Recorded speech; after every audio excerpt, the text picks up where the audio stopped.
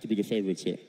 Yeah, simply because they did so well in their groups. It feels like they figured out certain things about the meta as well.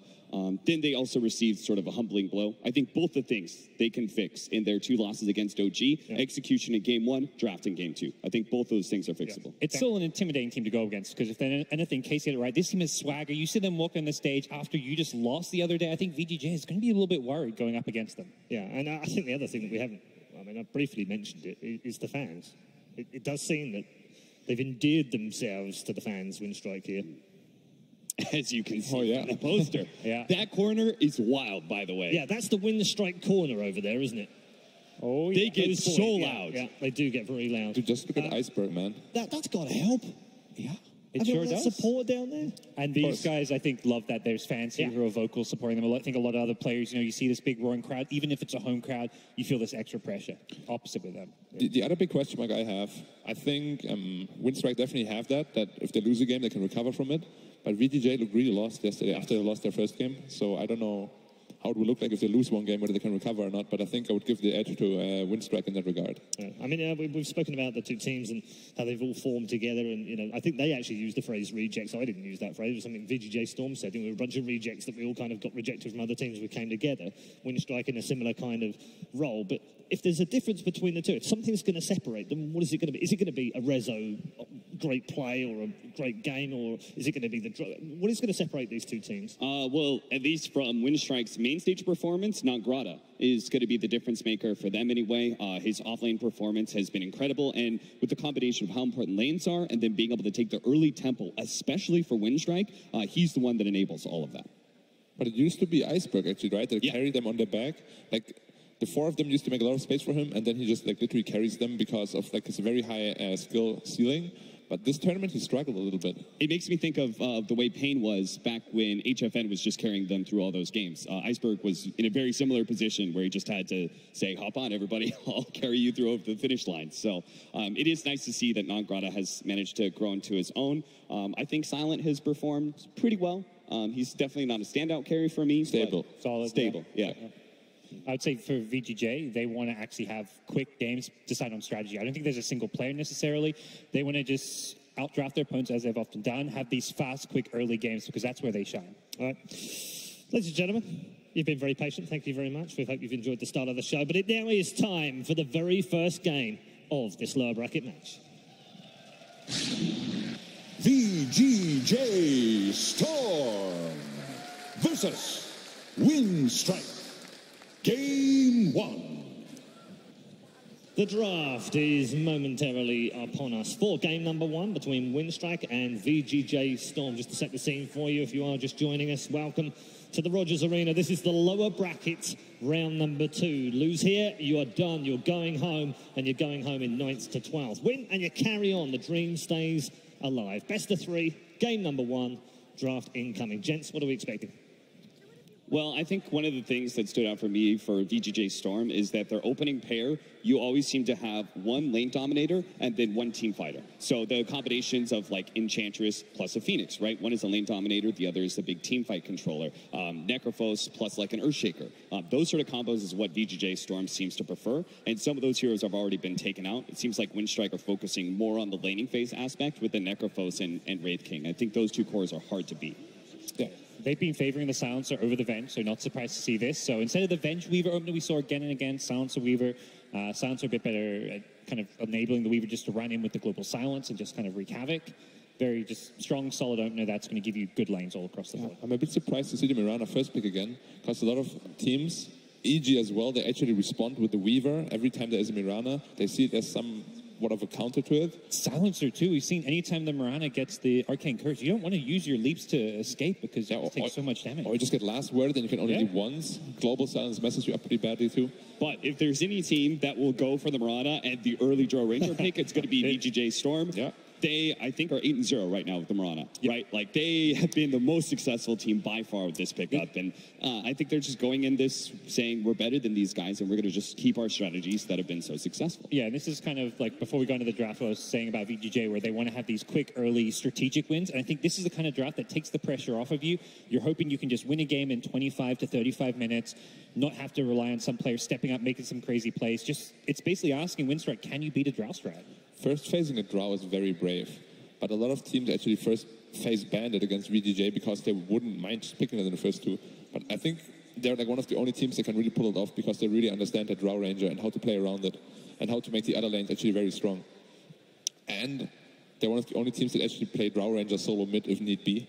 Right. Get a fast level 6, the other lanes are very strong because of it. You might not be the strongest laner, but once you're 6, there's actually a lot of kill potential, a lot of rotation potential.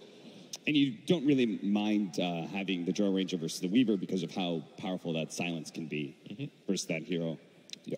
Usually, VGJ Storm with their Draw Ranger lineups are going to try and get a lot of team fight after this because they feel like their lanes are mostly going to be secure. They're going to have another ranged hero core. With that Draw Ranger aura, your lanes are probably going to go well. So now you just need to make sure your team fight is good as well. I'll go back again to the Phoenix, the Earthshaker, those kind of heroes. But what I really like is, look at VGJ Storm's bans. All 5 bans are just really targeted for the Draw Ranger. You want to have a very strong laning phase.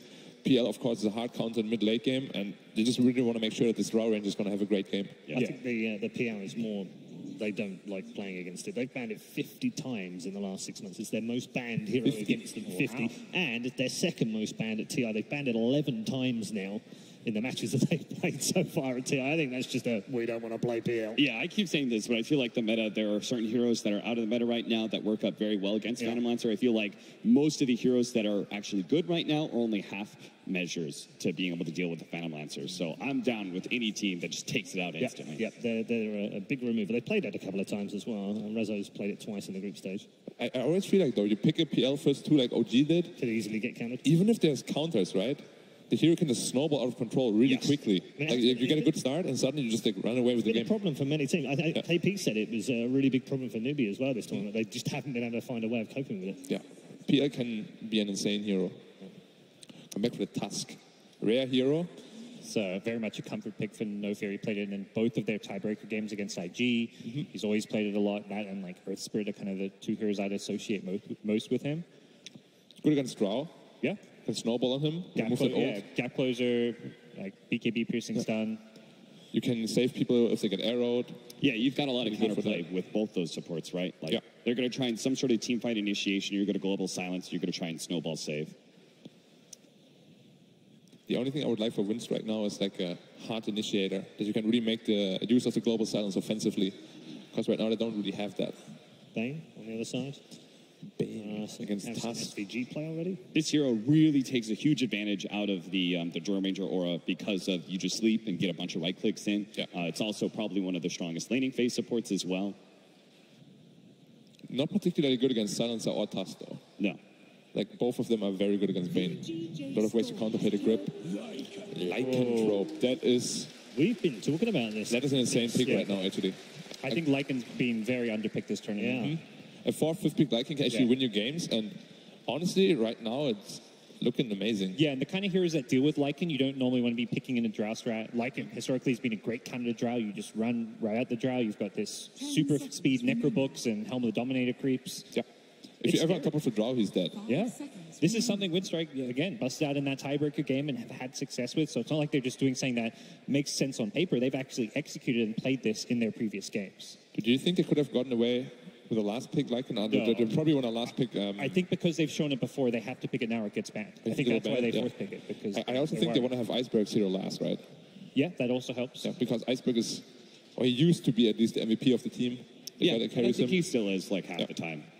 So giving him the 10th pick is definitely a good choice. He has a good hero pool. Well, it's also like if you don't 10th pick his hero, it's going to make VGJ Storm be like, why are they 10th picking Icebergs? Why are they last picking a off laner or a safe laner, depending where the Weaver's going? And I think Lycan will be like, oh yeah, that hero owns our lineup. Yeah. One of the things you always struggle with when you have Mirana in your lineup, especially if you put it side lane, is the fact that you won't actually have that kind of hard initiator. I really like both Earthshaker and DK here for VGJ Storm. I think both of them work really well with Draw Ranger lineups, and they also give you kind of that hard lockdown. Ooh, the Wyvern counter to Lycan. Classic counter. And a good counter to the pickup of the Weaver as well. Yeah, it's still like I would say not a full counter, because like, I can't remember who, I think it was Mark was saying, you know, you can still play this Lycan against Wyvern. It's not fun being the Wyvern because he can just send all his summons at you, not his hero, and then like, what are you going to ulti at? No, that's what you need to do. You need to split your hero and your summons. And But you go on 2 targets. Yeah, the good Lycan players will just send all their summons one way, their hero won't be right next to them, so you can't actually always effectively use your Winter's Curse against Lycan. That's kind of like a meepo in that regard, where if you're really good with the hero, it's very hard to actually counter you. but your micro needs to be really like on top. What do you think WinStrike need to wrap up their lineup? You need some sort of source of heavy magic damage, right? Yeah, or even like I would like a good stun too. Right now they only have a Tusk. Like I wouldn't mind something like a DK. They banned for themselves though. Oh, they banned DK already. Yeah. Yeah. I think the DK ban made sense, but it would fit their lineup. Yeah. It's just a bit scary if you play if you only have one stun. You know, like right now if they get any disable or rooted at all, they can't really kill anything. Especially because they have Winter Wyvern as well as Bane to save people. Yeah. So like going on them is going to be really difficult. I think they're mid. They're just going to look for a good lane matchup because they want to get this Lycan off to a good start. They're going to be looking at what is our lane, what counters that hero. Tusk can theoretically roam, so they may pick something for Iceberg that has good kill potential with the Tusk rotations. Something like Storm would be possible too. And that's where it's like they have that last pick. So wait until you know what your enemy lanes are going to be. You can see WinStrike actually ban Venge. They see, you know, this Wyvern could be a 3 position. Mirana could go mid. Could see like Venge core as well. We haven't really seen that much this tournament. But Venge actually amplifies draw range way too much. Yeah. When they're having some good fun in the booth. Yeah, Iceberg is like, they're going to pick this here and I'm going to crush that guy with this. They're just enjoying themselves full stop. Elk would have been decent because the Drow lineup's going to come online around that 50-minute stage, and by then often Elk will already have Radiance. And most of the good heroes against Elk is actually melee. Yes. There's like heroes who can really pressure him. And it's like one of those things where they could last pick it and VGJ Storm may just not have a hero that can bully him in lane. If you can't bully the ups lane, if he's actually farming in lane, that Radiance comes so much faster. Yeah. 5 seconds remaining. 5 seconds. What do they need? Probably. They got damage, they got disables. Do they have enough burst damage? Like that's where I wouldn't mind Like a seeing frontliner would be good. Oh, you think frontliner? Yeah, that's a big frontliner. Underlord, yeah, the fat guy. Do you know what? We were talking about this morning, and we said if there were 2 heroes that were going to come out in this game, it was Monkey King and the taxi service, and we've got one of the 2. He has the worst win rate at every TI, by the way. This hero is And he's only been picked 5 times, only won 5 games ever in the history of TI.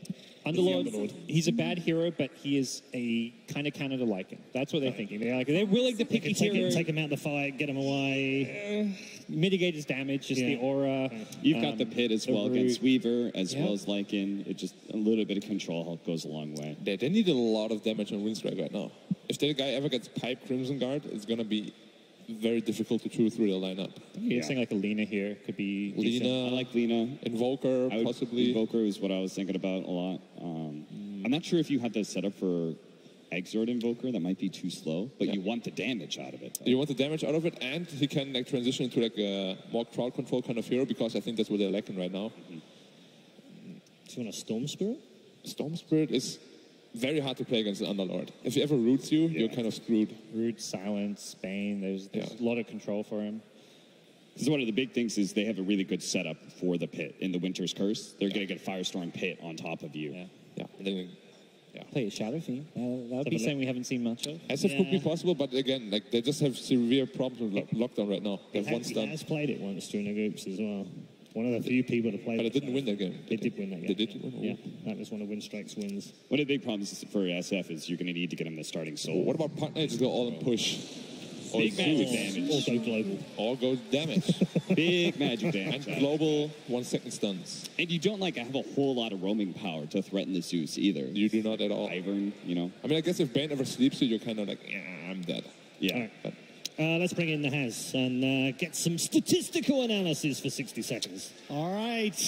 60 seconds of stats is back, and momentum is more important at the International than at any other tournament in the Dota 2 season. Even with the 2 wins yesterday by Optic and Virtus Pro, upper bracket teams are only 6 and 8 in their next series after dropping down in that first match. This is critical for VGJ Storm today because WinStrike have all the momentum coming into this one, thanks in large part to their offlaner, Non Grata. He went 69 kills, 74 deaths, and 91 assists in his first 13 games here at TI. He is 66, 22, and 77 in his last 6 as WinStrike have gone 5-1 to keep those hopes alive. On the other side, Resolution Resolution is 8-0 on Drow since joining VGJ Storm, and Yawar is trying to break a 6-game losing streak from Marana, 0-6 here on the main stage. He went 5-0 in the group stage with 60 kills to 12 deaths in those 5 games. Will the Cinderella story of Ti8 WINSTRIKE keep their hopes alive, or can VGJ Storm make that clock strike midnight?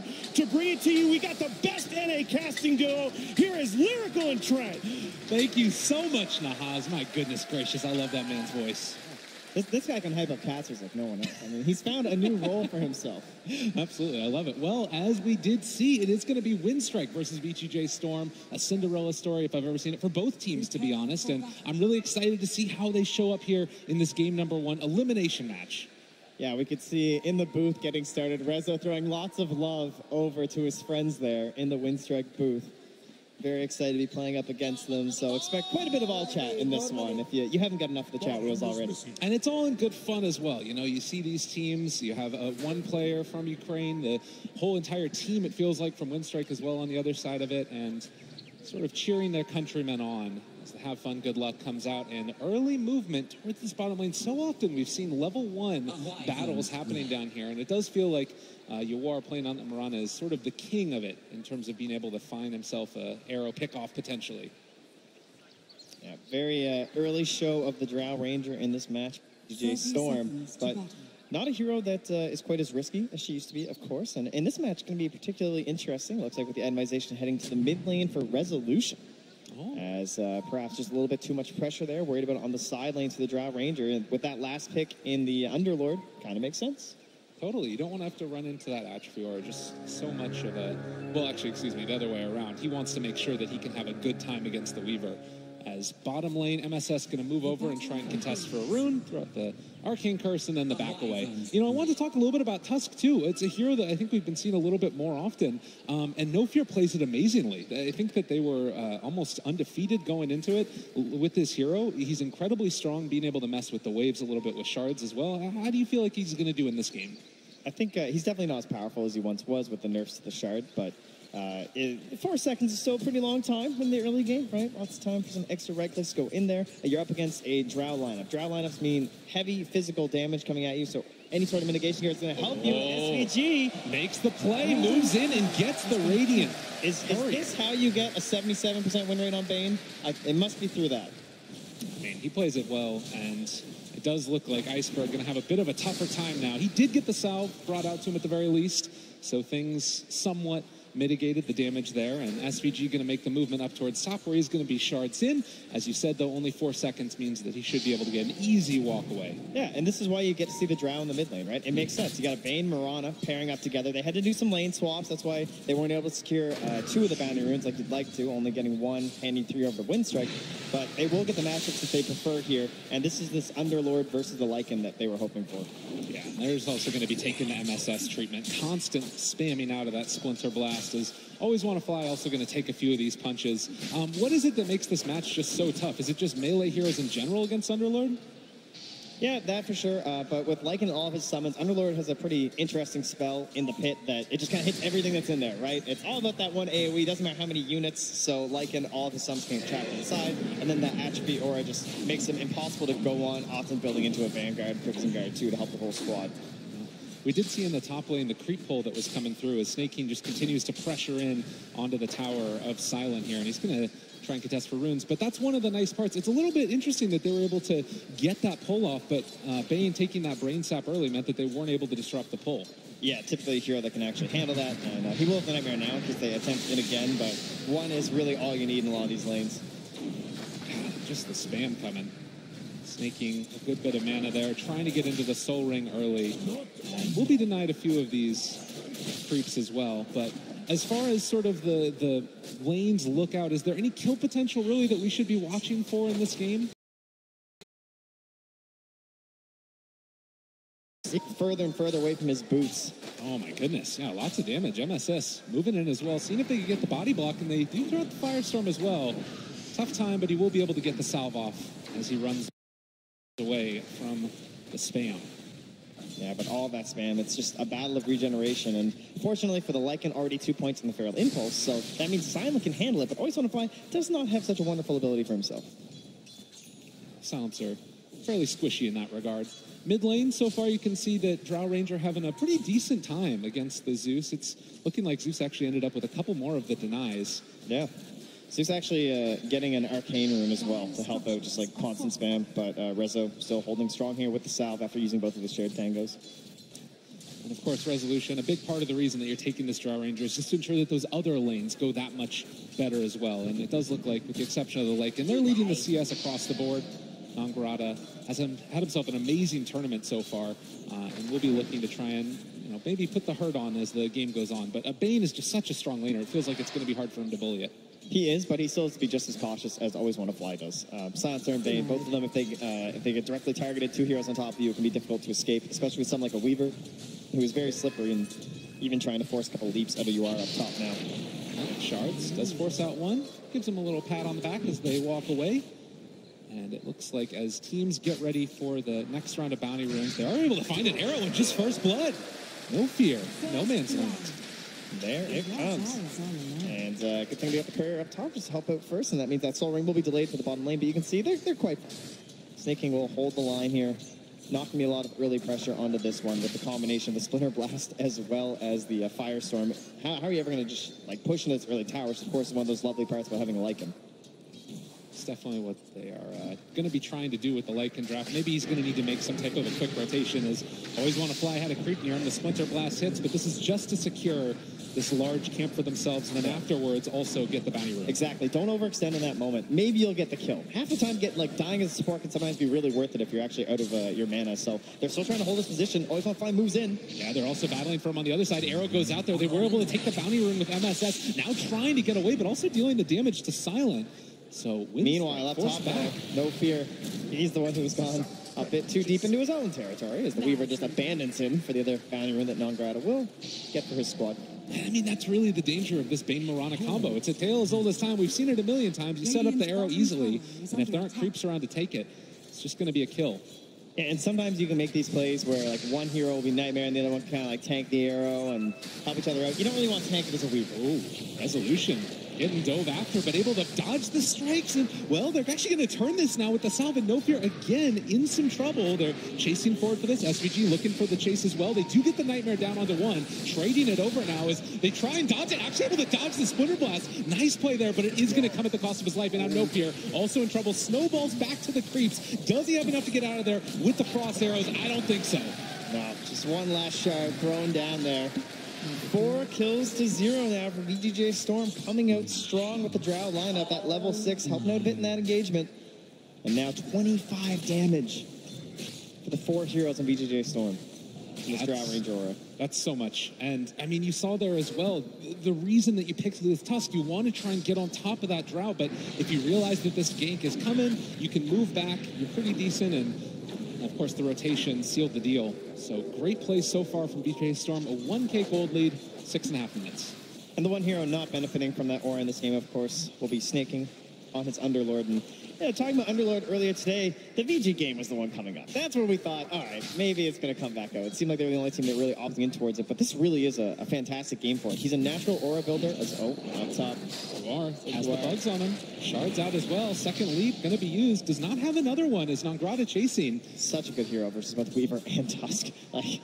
You really can't do too much. Nice attack speed for the bugs, and then the leaps too from the snowball and shards, but Rezo. The shapeshift just going to TP away. Do they have enough? Does he get a crit? Oh, the Thunder God's Wrath. Iceberg. Now Snake King also going to force out the Firestorm and then run away. So Silent getting a really good value out of that first ulti. Yeah, likewise for Iceberg too. And this is the idea behind the counter. You just want these gap closers. You saw the ban on the Spectre. That would have been another excellent hero there for WINSTRIKE, but the Lycan is someone who can be stronger in lane, but still perform that same action of focusing down that Drow Ranger. And again, that is where you're hoping Snake King's going to come in. He's going to be able to build an aura in this game in terms of he can go for the Greaves, he can go for the Crimson Guard, he can go for the Pipe, whatever the team needs at that point.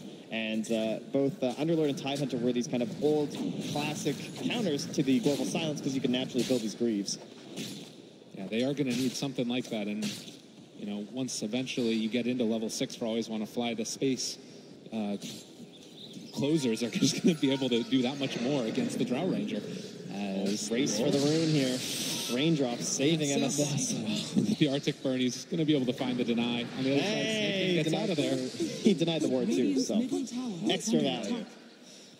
8 minutes, and it's now WINSTRIKE that have been able to strike back a bit, feeling okay about themselves. If you're looking at this game, is there any team that you feel like is more happy coming out of the laning stage?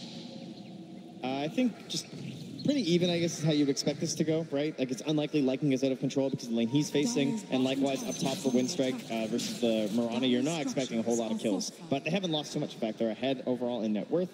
There's some concerns because it's a draft trap, but you just need to focus on your own lineup and really try and secure that Roche pit, I would say, early on. As you do have a Lycan, try and take advantage of that. We do see the Lycan already trying to make some space for himself, and out the last word, always want to fly lane into MSS. That's a lot of damage, and with Zeus to clean it up, always want to fly at the end. Yeah, solid commitment, though. There's no way he gets out of that, so gets the 1-for-1 trade. And we did also see SVG make the move around. He's still 1 level away from having that Fiend's Grip available. Can be one of the nice ways to deal with the Bane, and actually going to get the snowball chase in. SVG, Moonlight Shadow, is he going to get out of there in time? The Brain Stab keeps him alive. The arrow also in there, and they take down Nangrata. Yawar hitting it blind, and now chasing down No Fear. He smells blood, eats up a tusk. Double kill for Yawar. Wow, the savior of SVG comes in, and Nangrata even gives him the tip and says, yeah, all right, very well played, not going to lie. Like, a Bane, you're just helpless. What's the SVG going to do with that bug on top of him? Well, as we mentioned earlier, it does feel like this Lycan is going to need to make some type of rotation if he wants to secure a tower, because bottom lane is just not happening. You've got the Firestorm, you've got the Winter Wyvern that can move in as well and throw out those Splinter Blasts. It's so hard to get a creep wave to that tower and keep it alive. And what they've also done for VGJ Storm is they're giving a lot of space to the supports. Like, constantly dual lane up top for SVG means he's almost level 6, and then MSS gets to the mid lane too, while Rezo heads to the jungle. So you've got over level 5 for both supports, whereas on the Radiant side, just hitting level 4 for No Fear, and just hitting level 5 for Always Want to Fly. This smoke rotation. We'll see if WINSTRIKE have an inkling that this is happening, as nobody is showing themselves in the top lane as of yet. The goal is for Silent here. He does still have his shapeshift if he wants to go for it. SVG, the Fiend's Grip is there though. Now all the damage in the world coming out onto this Lycan. They're going to Dark Rift after the fact. Immediate rotation, it looks like, is they actually maybe killing off No Fear. They cancel it. He almost dies, but trying to fog them away. It's not going to happen. They get the kill on the Tusk. Really like that play. Just in case, put some threat in that top lane. They do stick around, though. They're not going to be too concerned about it. And it looks like they'll get this with the catapult. Oh. Well, Wyvern coming through, not quite level 6, though. It looks like they might have used that tome for SVG. Arrow just barely off the marker there from UR. Was trying to find the Weaver as he was Sakuchiing away.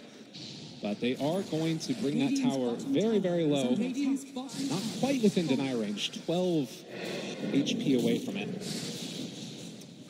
And now 11 minutes in. 1,000 gold lead for VGJ Storm. And again, every time you push in, Underlord is there.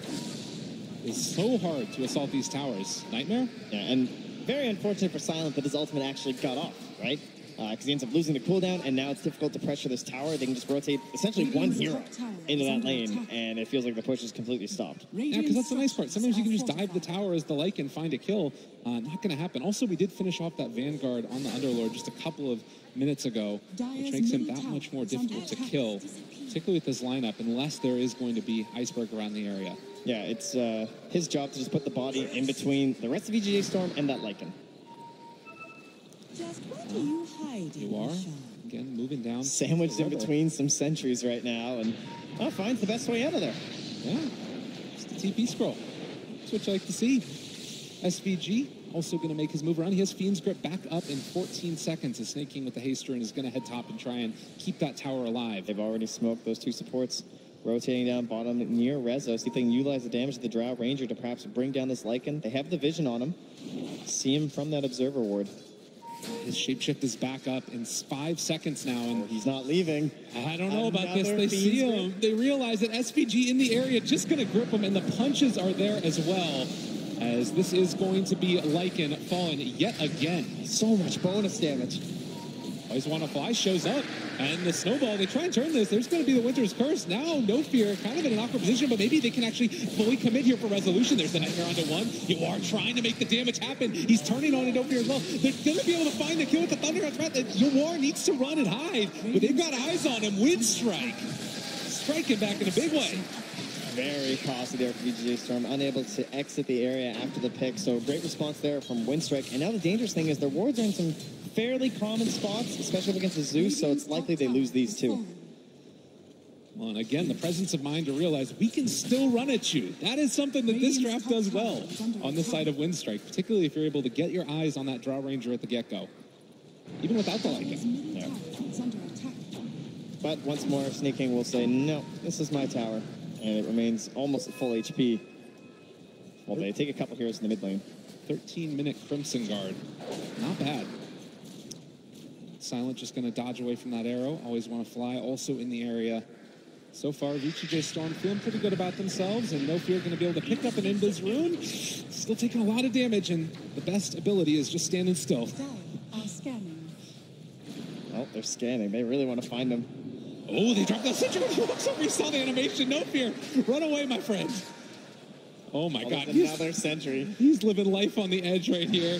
They know he's in this area. They know that this Tuska's here, and he's just going to TP away. What a guy. And all of that space to get the wave all the way to that tower up top. As we know, it's quite low. And Underlord's heading mid, not up to the top lane. So this should be a creep secure on the tower, unless Light can get there in time. Dire's top tower has fallen. And with that Silent, just going to farm up the wave, reveal himself. Necroblick done after the Helm of the Dominator for Silent.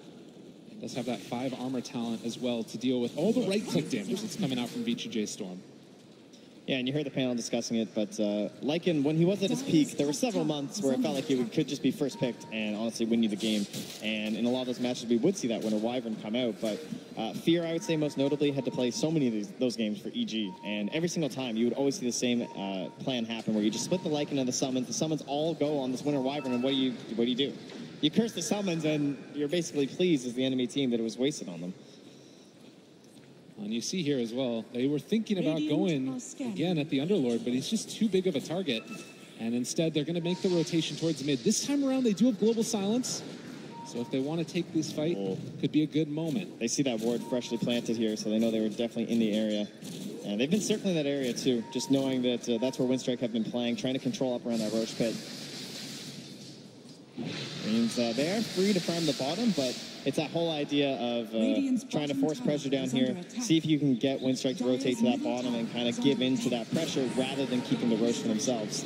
Arrow hits onto the Tusk. They got him in the sights. The snowball's going to be there. They're also under the cover of Moonlight Shadow now. They have 2. Global Silence comes out, turns it back around. The shards, but it's not enough to keep him alive. Now Silent chasing forward, seeing if he can find the kill on UR. Leaps up to the high ground. Nice jump away there from him on the other side. Nangrada able to get out of there. And Yawar actually plays his way out of that. Always want to find somebody assaulted by Snaking. There's going to be a buyback on the Tusk. He wants to get into this fight. They're showing up and they're starting to tear down Winstrike. Now got a caught right on the edge there with the Pit of Malice. He's going to be low on mana. Can they catch up to him? I think so, as it's going to be VGJ Storm finding the kill onto Nangrada. Streaming forward. They need the damage right now from Silent, and him and all of his summons. I would say about 18 ankles being broken by Yawar there. Hopping up and down from the high ground, running around like a fool. Doing a great job of it, man. And he makes it look so easy, too. It's not easy to hit that leap. Resolution going to get initiated on. They have the Walrus Punch out already, but look at this. I just bought back and want to feel like it was worth something, and then you just died. And now VGJ Storm. I know that very well. They're feeling so good about themselves. They're going to assault this Tier 1 tower. 3,000 gold lead, 17 minutes, 5-16. And it's looked easy for them. Yeah, and now they've taken over that top half of the map. Oh, and always want to fly. They have another initiation. The Gust is out. They're spraying on the ground in front of him, because they are going to find that kill. Wisdom is not This is one of the most difficult moments in the game where you need to reset as a team for WinStrike. They're not that far behind, realistically. This Roche is still very important. And, of course, with them kind of missing from this top half, they're going to try and focus it down. As they will at least force TP out of Iwar from the top lane. But Bugs are ready. They use the ulti, fully scouted. Such an important fight right now. And they do see him. You don't have the Mirana with you, and you might need to back out here as WinStrike going to chase for the moment. It's really hard right now for VGJ Storm to go into this. Are WinStrike going to try and steal it away themselves, or are they just going to hold the There's 3 levels in the Arctic Burn right now. The curse is up, very dangerous, if Lycan is still with the summons. This is really scary. Now Mirana shown back up the Winter's Curse to turn it. They find the kill. Great play. Now they're all stuck in the Pit of Malice as well. Iceberg going to be found and killed off by snaking the punches. Coming so strong, but Silent trying to turn this around. He can only get the Bane. They're all stuck again in the Pit of Malice. They buy back on the Bane and want to try and take the second round of fights. VGJ Storm just commanding this area. Yeah, great play. Withdrawing back to their side of the river, holding the high ground for a moment, waiting for the perfect opportunity, and MSS finds it. And now pushing forward once more, SVG. The brilliance of Bane. You can just catch heroes like this unaware. They're trying to send in a summon to help them from the nightmare, but won't be there in time. And now Roche goes their way, and the last couple of minutes have just been a dumpster fire for WinStrike. It has been impossible for them to get anything going. Yeah, and both of these lineups really coming together around this point in the game. And clearly, VGJ Storm are the victors in these engagements. Well, 5,000 gold lead. How do you get your feet back under if you're WinStrike? Do you just need to try and dodge away from fights at this point? Definitely. See if you can split the map a little bit. Try and force VGJ Storm apart from one another. It can be difficult sometimes because maybe the Underlord is going to be able to create moments of the Dark Rift where you think you're able to gank somebody and suddenly the entire team's there, but you have a defusal on the Weaver. That is something that you could try and use to get a couple kills. See if you can find Rezo farming alone in that jungle. They still have their aggressive vision in the top half of the map, but unfortunately with Roche being down, why would you even play up here right now for VGJ Storm? They are very comfortable sitting on this side and spotting the chance for a kill. Iceberg can just watch his teammate go down and has to back out again. A chance for a kill as well. On to No Fear Resolution, just going to pummel him into dust. They also have now found the Weaver in trouble, or they're just going to run away because Lycan has shown up as well. Snaking there, the Pit of Malice again. Catches onto 2. Now Grotto forced the time lapse, and they are going to pop the shapeshift. He runs back into it. He's taking so much damage, and it does look like they get the kill onto Iceberg also. Everywhere around the map, it's falling apart. Okay, Silent maybe just trying to make a little bit of space there for Non-Grotto's escape, and in that sense, it will work. But still 5 heroes strong now for VGJ Storm.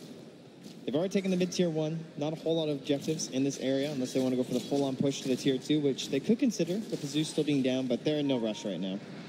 And I mean, what's really the threat that you have to deal with now for VGJ Storm? I feel like there's nobody on this map, if they're together, that feels afraid.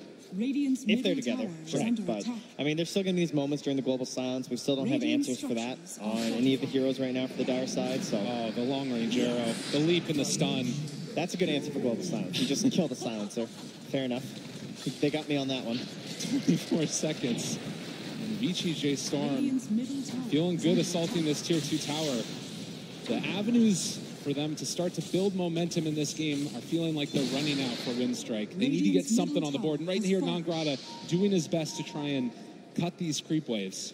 Yeah, it's very difficult. He's pretty much the best wave pusher on their team, and that's not really a good sign, right? You can try and throw out some shards or something as a tusk, but you just don't have the mana pool when you're this poor. There's nothing for it. And they pass by ships in the night. The snowball's there, though. Maybe an opening. Walrus punches down as well. They throw down the ulti, chasing away Iwar. In some trouble. They're actually going to Dark Rift in towards this as looks like Iwar thinking about chasing now as well. Are they going to try and take this fight? Resolution is here. The punches come out. They have the dust down as well. And there's going to be the Pit of Malice. They're taking these fights on so many different angles, and they're winning all of them, it feels like. Resolution might end up going down. That's only the Aegis, though. Can they find any more global silence? This could be okay for WinStrike as they find themselves second kill. Now the Tusk having fall, but Resolution being chased. Silent did not get hit there by that gust. And as they try and kill him off, Silent wants this so badly. Iceberg as well. They almost find it. Now Grotto is there. They take down 3. Now, can they find Snaking Arrow to try and stop it? It only hits there onto a wolf. And as they chase forward for more, Non-Grotto looking for an opening. But I don't know if they're going to be able to slow them down. Definitely felt like a bit of an unnecessary engagement there for VGJ Storm. You know, your Mirana gets caught out. She's escaping. Just let it go. Try and reset. come back after that. Perhaps they were trying to use the fact that Thunder God's Wrath was already down, but because he rushed this Agnum Scepter for Iceberg, they have a second window now where they can definitely be extremely strong. Like, this whole double bubble that's basically been going on for VGJ Storm, where they'll use the Winner's Curse and then layer it on top of the Pit of Malice, has been great, but now there's a combo breaker to that with the Nimbus. Noir takes down one of those Necro books as well. Haste! And yeah, it does kind of feel like that was the big strat that they've been working together towards, is the big team fight of what the Underlord brings, and then layer that with the Winter Wyvern. Curious to see if maybe they can find some more pickoffs as well. See how VGJ Storm decide to play this, if they're going to be stuck together or try and head out. Although it was a great fight, VGJ Storm were sitting on almost like 6K of unspent gold in that moment. We now have a Blink Dagger for the Wyvern and a BKB for the Drow Ranger. And again, they will find the Silencer so often. That Silencer is an answer to the bait. Contribution right there. Yeah. No worry, SVG. I got this one. Thank you. It's so often thought of as, the Silencer, the answer for the Fiend's Grip, but if you find him first, it's a really tough time. You just don't have that many saves right now. It feels like they're infinite number of gold away from the Tusk Blink Dagger at this point as well. But some signs of life over the past couple of minutes for Winstrike, is Arrow a little bit off the mark, but almost finding it. Trying to bait out some spells from Winstrike. And they've been doing a much better job of the past couple of minutes of only taking the good fights. And that being said, No Fear now in some trouble, gets the vision, but there's no creeps there for the snowball. Yeah, and wisely the rest of Winstrike just back away. They know that the second the Drow Range appears from that angle, more heroes have to be approaching, and it actually ends up being a bit of a wasted smoke there for the side of VGJ Storm. So, pretty worthy sacrifice, I would say, for Winstrike to just lose the Tusk. Silent Hind behind the tower does have a TP. He feels the need to get out of there. If they can find some sort of a pickoff here, maybe using the Nimbus and the Weaver, it will be a great chance to run down with the Necros, because they're not going to be able to escape the Moonlight Shadow, but there certainly won't be a pick when Lycan's forced out like that. Good TP, almost caught by a curse. Resolution knows that Nangrad is in the area, but will not commit for the initiation with the Gust. They go back in again now and spot him. They have the bugs out, in some trouble possibly. Resolution going to be hit with that Diffusal Blade. They're chasing forward though, and now having the Winter's Curse, having everything on deck. That's going to be Nangrada trying to escape, but to no avail, as they will eventually kill off the bug. Yeah, good hold of the dust there from MSS, waiting for the time lapse. And that is your split pusher going down. So at this point, we're down to about a minute and a half until the potential respawn of the Roche.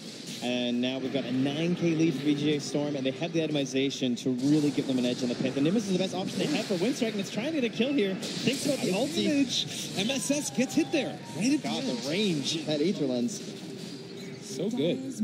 So again, it feels like, they have the tools to take the fights, and a lot of time earlier, it was just them taking bad fights. Now they're taking good fights. Winstrike coming back a little bit. Yeah, it's still going to be very difficult. I mean, they find a kill, but their Weaver's dead, so they don't have their full force to try and invade into that dire territory. At this point, those aggressive boards they had placed down have long expired, and they haven't been able to really get over to that dire side of the map, so they're just fighting blind, hoping to hold their own jungle, as that seems to be where a lot of the attention from VGJ Storm has been. But now they've lost that bottom tower. Basically, all you want to do is get the wave shoving that direction and then move back to the top half of VGJ Storm to be focused on the Roche pit, as that's going to be the most important thing in this game now. Already beginning that, starting in the mid lane as well. Shapeshift. Silent has ulti here. I think there's a chance for a chase down, but that Nimbus off the nerf to the radius. The nerf to the radius of the ulti. People said it wasn't enough. Now you know. Rezo in the area with the Necro 3, though, so could run into trouble, but has not popped the Necro yet on Silent. They jump forward, though. Got him caught. Lots of damage. They were not quite there in time to be able to get it without the Winter's Curse, but with the Winter's Curse, it will certainly be a kill, and a good one. Well, to the great benefit of Winstrike, almost a max timer on the Roche. Means there won't be an opportunity here for VGJ Storm to get in there. You just look at the damage. I mean, it's really just the damage differential, right? Because you've got that Atrophy Aura coming from the Underlord. He's got all these big tanky items. And then on the side of VGJ Storm, you've got that damage amplification coming from the Drow. Yeah. So it feels like they're just so ineffective. Arrow going out, not going to be on the mark there for No Fear.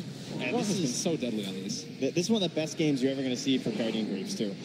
Where Hobson really wants one more on... I mean, no fear is there. There's the Walrus Punch. The BKB is out, though, and you can see what does he have to be worried about in this game?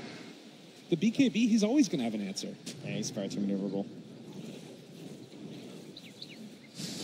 Radiant's middle Nangrata back in familiar territory up here. Again, trying to keep this game alive. See if he can get into a BKB. He's got the gold for it, but of course he needs to save buyback. So often for this team, Nangrata's been the one to make the plays. And if he dies a couple of times, I think that's still okay for them as long as he's continuing to make space.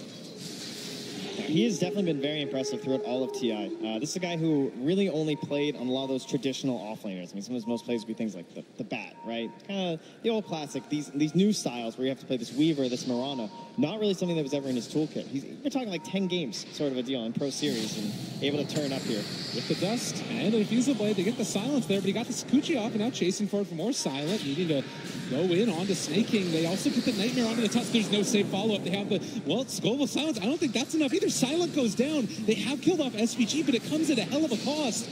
And now Snake King walking forward. They drop down sentries and wards. That's going to be another dead.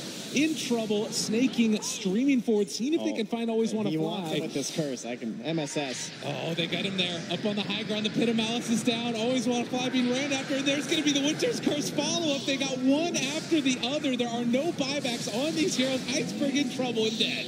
If Lycan's dead and Curse is still up, that fight's going to be very, very difficult. That I can promise you. So Ancients will fall to them, but once more, there is still quite a bit of time until all Roche respawns are going to come in the pit and just be like, really? That late? That's a very late respawn time. The wave a bit too far out in the top lane, and Nangrata will push it even further back. So that means that you're not going to get any sort of tier 2. So does that mean they want to go straight for the high ground, maybe force out the buyback of this Zeus? I mean, you got to be careful with that. If you do happen to get this buyback, you need to back out afterwards because they do a ton of damage with their And there's no curse now to defend themselves versus the Lycan. He'll have the ulti in 20. This is a bold move here from VGJ Storm, just laying down the pit, but they are going to take down this tier 3 tower, it looks like. They're kind of missing heroes again, too. It's scary. Of course, the big thing that they've got in their back pocket is going to be that Dark Grip from Snake King, and because of that, they feel confident going forward and taking the tier 3 tower. Good decision to not buy back there on the Zeus with the Dark Grip. A lot of teams have definitely seemed a bit hesitant, even when you look at the play and you're like, all right, this should be easy. Like, it should be relatively impossible to lose too much here, but it's TI. You know, the nerves get to you. You want to play everything as safe as possible. That was just the right amount of aggression there from VGJ Storm. Out in front, the 2% gust, the Pit of Malice follow-up. Look at the damage coming out as they've got silent again. It's far too much. And there's the Windstrike curse as well. He's going to be caught and possibly killed off as well. No, if you're trying to take away resolution from the fight, Nangrata did get the BKB off, and they have the snowball saved for the moment. MSS being assaulted. There's no buybacks on the rest of the heroes, though, and Nangrata going to be caught, stunned, and killed. This just might be the best game for Guardian Greaves ever. Just being able to cancel out the silence whenever he needs it, and that aura is so impactful, giving yourself some extra HP regen. All this armor against the summons means it's hard for Lycan to try and finish people off. And no buybacks means it is a barracks being assaulted, and VGJ Storm might damn go for more. Look at how much damage is dealt out by all of this Drow Ranger aura, and still 39 seconds until Weaver is back up. They're going to be taking that tier 3 tower as well. Bottom barracks, they're just Swiss cheese. Always Want to Fly. Arrow as well. He's just getting eviscerated, and they're going to Dark Rift away. Play it safe. VGJ Storm in the first game of Elimination Series. Yeah, and just going straight to the mid lane. Excellently timed into the Roche pit. Pick themselves up an Aegis and Cheese. Should not take too long. 22,000 net worth lead. 11 to 40. Yeah, MSS just holding the shrine there. This Helm creep helps go late. Nice pickup. Just building auras to stack with his team. And Windstrike with their back up against the wall, feeling trapped in, needing to make a play. They are going to smoke out as 5. We'll see if VGJ Storm have an inkling that this is happening. Yeah, they spotted this sentry placed down. They know they're smoked in that area. And again, just look at the positioning. Snake King is up front and center. They don't want to have to run to the Underlord first. Even ahead of him is going to be the creeps. So they'll take down this shrine, it looks like. And even fighting around the shrine, Windstrike don't feel confident doing it. Yeah, there is vision in the area thanks to the Wolves. They're scouting out where VGJ Storm are at. and it means WINSTRIKE won't make any sort of mistake here. But their tier 2 tower falls now, and nothing's stopping them from securing that last lane of racks. Butterfly done for resolution. Oh, they're trying to wrap around behind them. I don't know if this is going to benefit WINSTRIKE. I mean, they see everybody. Global Silence comes out. They have the snowball as well. The dodge away from the gust. They're dealing the damage down to Mirana, but already No Fear is gone. And Nagrata trying to take down SVG. And it does look like they're going to be able to find that kill, but it's going to come at a cost as all of them are surrounded. They're stuck down in the trees on the low ground. He doesn't have anywhere left to go. On the other side, they find themselves the Zeus. He can't deal the damage they need. VGJ Storm, GG. No answers there for the Drow line of VGJ Storm. Quick out of the lanes, pretty early lead coming out, and truly that moment that decided the game around the 15-minute mark, that was going to be the clash of these two drafts. Whoever won that fight is likely to take the entire match. That's a lot of pressure. VGJ Storm, they got it done. Just great play all around. Man, talk about the pressure, though. You come out on the main stage, you pick a Drow in the first two, and you just dominate. What more could you want from a team coming into this elimination match? VGJ Storm starting to regain some of that confidence, composure they showed during the group stage. And with a little bit of an unconventional pick there in the Underlord, but a fantastic game for it. And a lot of struggles there for the side of WINSTRIKE. Maybe the support duo a bit risky. See if they can find something better in the next match. Absolutely. And so much has been made about Resolution. To me, you are a standout player. 15, 1, and 13 on that Mirana. So many early arrows, so many kills. The snowball never really stopped. And he's definitely proving himself here on the main stage. But it is VGJ Storm leading 1-0 in this series as we head on back to the panel. Nice and safe. Safety does it first. For VGJ Storm, they do take the opening game in this lower bracket match. They don't want to do any mistakes whatsoever. Can't afford them at this stage in the tournament in that lower bracket. We're back with our panel members once more. God's very professional performance from VGJ Storm. Yeah, those are the good kind of comfy game one wins where you feel like your draft just set you up for success. You have this Drow Mirana opening too. You even give your opponents a chance to kind of respond to it, but you still pull out the win. Great way to start a BO3 in the lower bracket. Any surprises? I don't think there was too many surprises from that game. Just looking at the drafts, to start with, it felt like VGJ Storm had a pretty big advantage. We were talking about it backstage. I think the biggest thing that WINSTRIKE, from my perspective anyway, was that they tried to just like go one-to-one. They saw like, okay, we're going to try and pressure Drow Ranger. We'll pick up this Tuss, gap closer, threaten her in lane. Drow Ranger ends up being mid instead. Then they try and get this Lycan in. They're like, okay, gap closer is going to get on top of the Drow Ranger. But I don't think they really kept the whole game in mind very well. Yeah, I mean, they got off to a great start, 10-2 early on. All the kills going their way. It wasn't much in the goal, but it definitely felt like there was good momentum for Storm. Yeah, but the lineup never really looked complete. It was more like a mix and match lineup, not something really like well thought out. As you said, they pretty much just counted every hero individually, and that's not really how you draft anymore now. They had like one lockdown, as we said, which was a snowball. Okay, I guess they had the walrus punch as well, but it's not reliable at all, and you could see how they played. They literally just all run in, all run out as they please, and ultimately you just couldn't fight them at all. Just think about it this way. This Drow Ranger lineup, it's a lineup that's going to win its lanes, and then it's going to just 5-man deathball run into you, right? And there's certain ways to deal with this deathball. It's like being able to give split push, but that means you have to have lane shove. Look at those heroes. They don't really have that, especially with no Maelstrom on the Weaver. You don't really have a reliable way to be able to force VGJ Storm to split up, or you need better team fight. But you've got a really strong frontliner and team fighter in the Underlord, and you've got no real good initiation either. So then the team fight is better for VGJ Storm. So in the end, it looks like WINSTRIKE is just kind of like running into VGJ Storm over and over again and just dying because they don't have either one of the two options to beat it. Yeah, we highlighted Resolution as potential key difference maker between these two teams. How did he stack up for you in game one? He played Drow. I kind of expected you to say that. Yeah. Drow is like what? Yeah, it's sort of. It just worked. Drow feels like, you know, it's about as hard as, you know, playing 5 position support. There's not much to it, you know. Oh. Anyone can do it. The siege wagon is hitting the tower. Through the heart of a 5-player. You hit the E I've button. won 2-pull. It's nice and relaxed. You click CM, you give her a menorah. Oh, yeah, job done. Yeah. More than anything, it's just positioning, right, on the hero. You just don't want anyone next to you, so you amplify your team. You want to hit them as far away as possible. I mean, he did the job well. It wasn't particularly difficult that game because he had like an Underlord who literally just like tanked for him. Right. He rooted for him, but you know, if there was not much you could have done better. If there was a player that we've kind of gotten used to being quite consistent on that team, it's Yawar, but he's had a tough time on the main stage with that Mirana so far. It's good to end that streak, wasn't it? Yeah, certainly. He felt really good about his lane. He has an escape mechanism against the Tusk. That's why they put him in the side lane. And again, I feels like WINSTRIKE just went into that just a little bit, not quite fully prepared, because VGJ Storm is one of the teams that will run that Drow Ranger mid. Yeah, I've had a few problems with the Mirana. Addressing for game number 2, what are they talking about backstage right now, WINSTRIKE? About banning Drow. Just ban Drow now. But they're all going to ban the Enchantress this time round, you would assume, because they've been banning it a lot as well whenever they've not had first pick. So that's 1 ban gone. That's 2 bans gone if they go with the Drow. There's only so much they could do. Yeah, it depends a lot on first pick, of course. Like that game, VGJ had first pick, which is really nice because the first pick Mirana just, it's a first pick Mirana. Everyone's first pick in this hero. It doesn't really immediately say they're going Drow second pick, but then they get the Drow with the ban. So if VGJ have second pick, you're not as scared of the Drow because you get 4 counter picks instead of 3, which is a lot different. So. Yeah. All right, let's bring in Shiva. We've got the scoop, of course, one of my favourite segments. What are the questions you've been given today, Shiva? Well, I've been getting a lot of questions, and if you guys want to get your questions in, it is hashtag Ti8 scoop. And I will go on a hunt to find the answer to the question you're asking. And I've been getting a lot of questions, so thank you for that.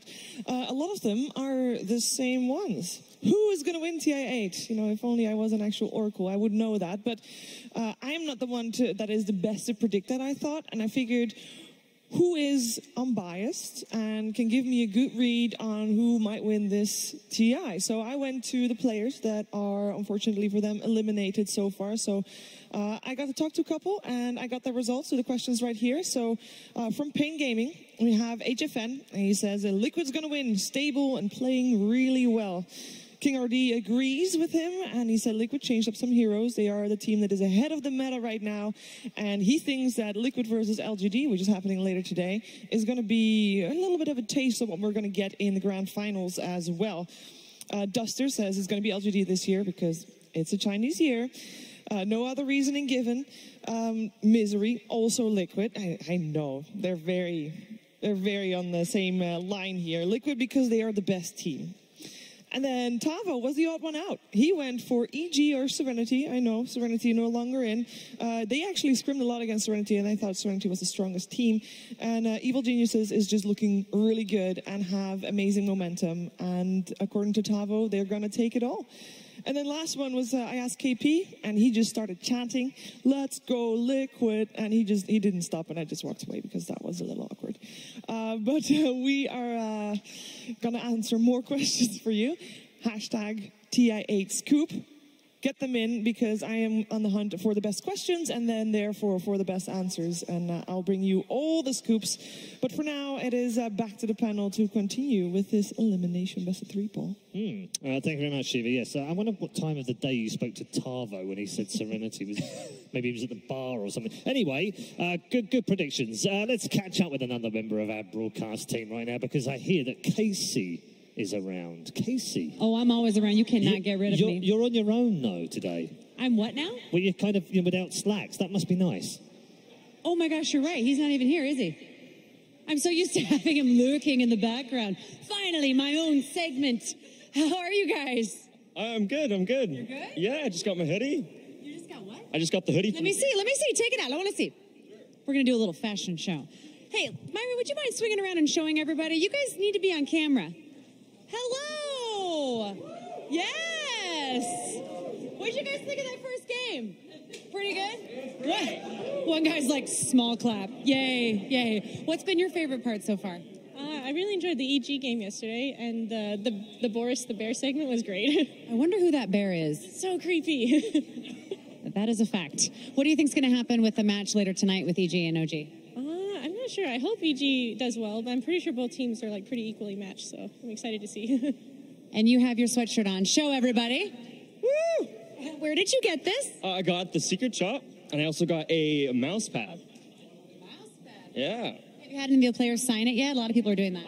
No, I actually got it today, but I got a couple autographs, so I'm pretty happy. But nothing on my owned pieces of shirts and equipment, yeah. Well, this looks great, and I'm sure the mouse pad looks great, too. This is your friend over here drawing, right? Yeah, it's like she's my friend, and she's drawing those things every year. Actually, she does it last year too. She did it last year too. So.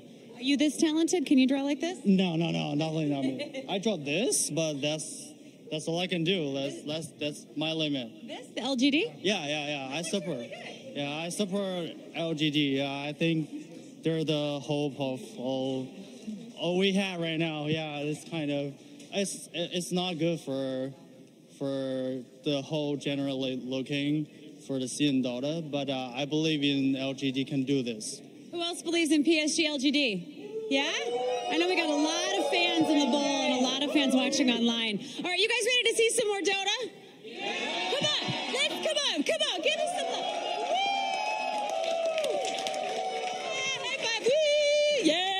Yeah, all right. Ow. Yes, nice, some strong fans. Very strong. Ow, okay, we're gonna stretch and send it back to you. Be gentle. Okay, good stuff. Thank you very much. Be careful, Casey. Don't, Will do. Get too out there. Great to see you having fun out there. Great to see the fans. I mean, we're having fun, guys. We can do all of that stuff, can't we? Wasn't sure where you're going with that. I refuse. I think I spent too long around Surrection Slacks. I genuinely spent far too long around Surrection Slacks. We're going to bring the two teams back out, however, for game number 2, so we can focus on the serious stuff here at the International 2018. It's VGJ Storm versus WINSTRIKE. Game number 2 just around the corner, of course, and WINSTRIKE now again find themselves up against it. Backs against the wall, backs against the ropes, but they've been here 3 times already at this tournament. If any team can get out of trouble, it's this team, isn't it? Yeah, they're going to need, hopefully they did some review over that last game. Again, I personally felt like the drafting, there was just some missing components. They needed to be able to make their lineup just be able to defeat Deathball one way or the other. So hopefully they keep more of a larger picture in mind when they go for that draft. I don't know. Is there anything else you guys wanted to see? Ban Draw Ranger. I mean, Draw Ranger Mirana is especially like a really I don't know if it's right? really Draw that's a problem. Maybe just ban Mirana kind of takes out the Draw 2 for most teams because they really like to run the combo. And then you kind of take care of 2 things with one ban. So if you ban Mirana and then if they take Draw Ranger, like you take Weaver or something, and then you're still going to feel okay. Or proper counter this time. That doesn't get super hard countered, yeah. I mean, Lycan is really good, don't get me wrong, but if you pick it 4th and they have 2 counter picks, it's rough. Lycan has so many counters in the pool. There was a small improvement in things for me personally in that first game. Obviously, a Jakiro fan, and you never like seeing Jakiro at the bottom of the table of the win rate of all times TI, which is what it was at the start of this week. Thanks to PPD, by the way, for rescuing it and pulling it out of the bottom. But now, guess what? The Underlord is last. Yeah, that's not too bad. It lost again. He won that game. Wait, he won? Oh, he won. Okay. He can't be bottom. Good try, Paul. I tried. Bullshit statistics here. You know who's hey, this was Nahaz's. No, where's Nahaz? You know who's to blame for Jakiro's bad win rate? Yeah, what? Complexity. All they made Jakiro's, they kept losing with it. Yeah. Kyle, wherever he is to blame for this. He's responsible. You're right. Yeah, it's all Kyle's fault. See, I thought when you started that whole entire segment, I thought you were going to say, like, the highlight for me was Jakiro didn't get picked, so he didn't lose again. I thought that's where you were going with that. That is, if I like that positive. Yeah, we'll have to get that out of Kyle on the late game, which, by the way, you can see later on this evening, because he's probably going to be on the... He's got to make it tonight, obviously. He was nearly on last night and the night before. He's got to be on tonight. So just keep running out of time. We'll blame him for the problems with Jakiro. What does nearly mean? What's that? You said nearly on. What does that mean? Well, they keep running out of time. Yeah, every single day they want to bring Kyle on at the end. They ran out of time last night, so hopefully they'll get to him tonight. Yeah, I mean, game number 2 for WINSTRIKE, we've spoken about, okay, they've got to deal with the drought, they either ban it out, they ban them around or whatever, but from VGJ Storm point of view, what are they talking about backstage? What are they thinking about in this draft now? Something different, something, what do teams do when they go into game 2 and they play well in game 1? It's more like, what are we going to do in game 2 where we don't get our most comfortable draft? Because this is literally what they love to run the group stage. They have, what, are they 9-0 Mirana now?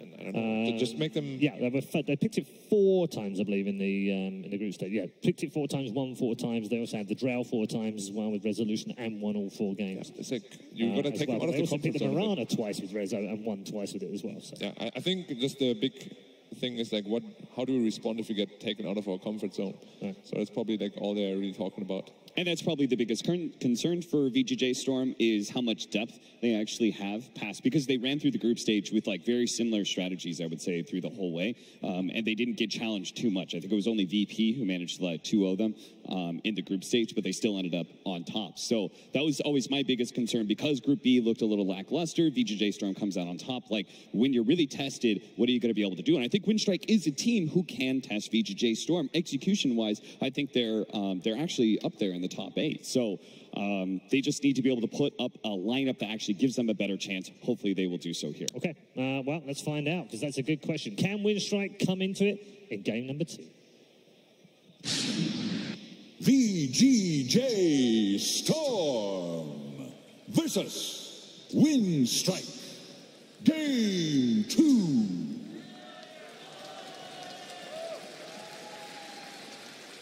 Incoming draft number 2 then. WINSTRIKE's tournament life is on the line again.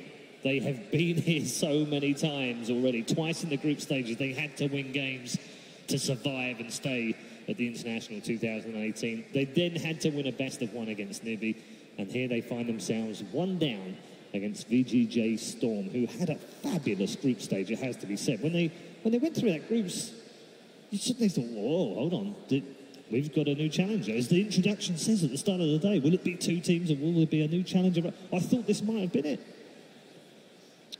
Could still be it. I mean, they definitely are capable of winning. They won a major before, but second at a major, won a minor. Yeah, won a minor. They definitely have what it takes to beat the top teams. It's just how consistent they are in getting there. So we'll have to see how mentally strong they are, because honestly, TI, the further down the line it gets, the more it's just about mentality. Yeah. How can you deal with it? I was kind of quiet after that statement because I'm not sold yet on VGJ Storm. Yeah. Even the minor they won, they didn't have to beat EG or Secret to win it. They kind of had the path cleared for them by King Gaming at the time. The major just didn't feel like they played really well there. They finished second. Finished second, absolutely. Not to take anything away, but it was towards the end of the season. There was a few top teams not there. I think it was Liquid who didn't play it, as well as VP also weren't there. Yeah. So I don't think they've shown the ability to break into that top 3 yet in a really true top tier tournament. Do you subscribe to the idea as the first couple of picks come out, you can see them there? It's the Weaver on the Drow side this time. What was scrap or reset? Ban Mirana, take care of Drow? Nope. Yeah, that's what I was afraid of, right? I was like, okay, if you ban the Mirana, like, I think you want the Weaver on your side. Even though you may not like Drow Ranger versus Weaver, you don't want to give them Drow Weaver combo, because I think those are the 2 heroes that work best with Drow Ranger. Yeah, and they've shown that before. I was just trying to make the point, Gods. They were one of the few teams that carried on playing after the DPC season finished, and that was a good 2 months gap as well. Do you feel like some of their early form in the group stages can be attributed to the fact that they were one of the more hardcore practicing teams? Yeah, I think that really long-term practice is good and bad. A lot of teams say, like, look, if we boot camp for too long, you get tired of each other. Sure. You're in like a small enclosed space, spending too much time together. So most teams take a break, then do like a couple weeks boot camp. So it can definitely go both ways. Tiny second pick. Yeah, so the difference here, I mean, with the Drow pick is very much, it's not the Drow Mirana, it's not the scariest hero to partner with a Drow, and also you have 4 counter picks instead of just 3, and they don't get to do some bans. Yeah. Obviously, the Tiny. Honestly, Tiny against Weaver goes both ways. If the bugs on you, you feel very uncomfortable, you can't really kill them, but at the same time, you can just jump him and burst him from full health, pretty much. Yeah, and you're going to have Silencer as well, who can really help you hunt down Weavers thanks to Global Silence. That's assuming this is a core Tiny. Yeah, position 4. However, they have played as a position 4 MSS hero in this tournament. Haven't played it anywhere else. Who? The Tiny? Yeah. Yeah, but it's on WINSTRIKE. Oh, it's on WINSTRIKE, yeah, of course. My bad. So they play this core only, right? I don't think No Fear really plays that hero. And this is why VGJ Storm, like, they pick up this Drow Ranger, and it feels so much stronger on them than any other team because of the fact they can run it mid. So this can be a off-lane Weaver, this can be a safe lane Weaver, and they can actually pick up like a Furion or something like that in the off-lane. There's just a lot of flexibility still for VGJ Storm to counter whatever WINSTRIKE tries to go here. Now, I feel like WINSTRIKE, one of their things they always try and do is be able to get some really strong challenge heroes that could just run at things and go kill them. I felt like it was their attempt with the Lycan. They tried to do that in the group stage as well, and it went okay for them. I think they were actually 100% win rate with Lycan going into that last game. Tiny and Ursa are like the two heroes that I kind of always point out for this meta. Yep. Yeah, they were 2-0 with Lycan. I don't think it was a bad pick by any means. It would have been a lot more successful as a 10th pick. But even that last game with, I would say, a different hero in the mid lane, it could have been a lot more winnable for them.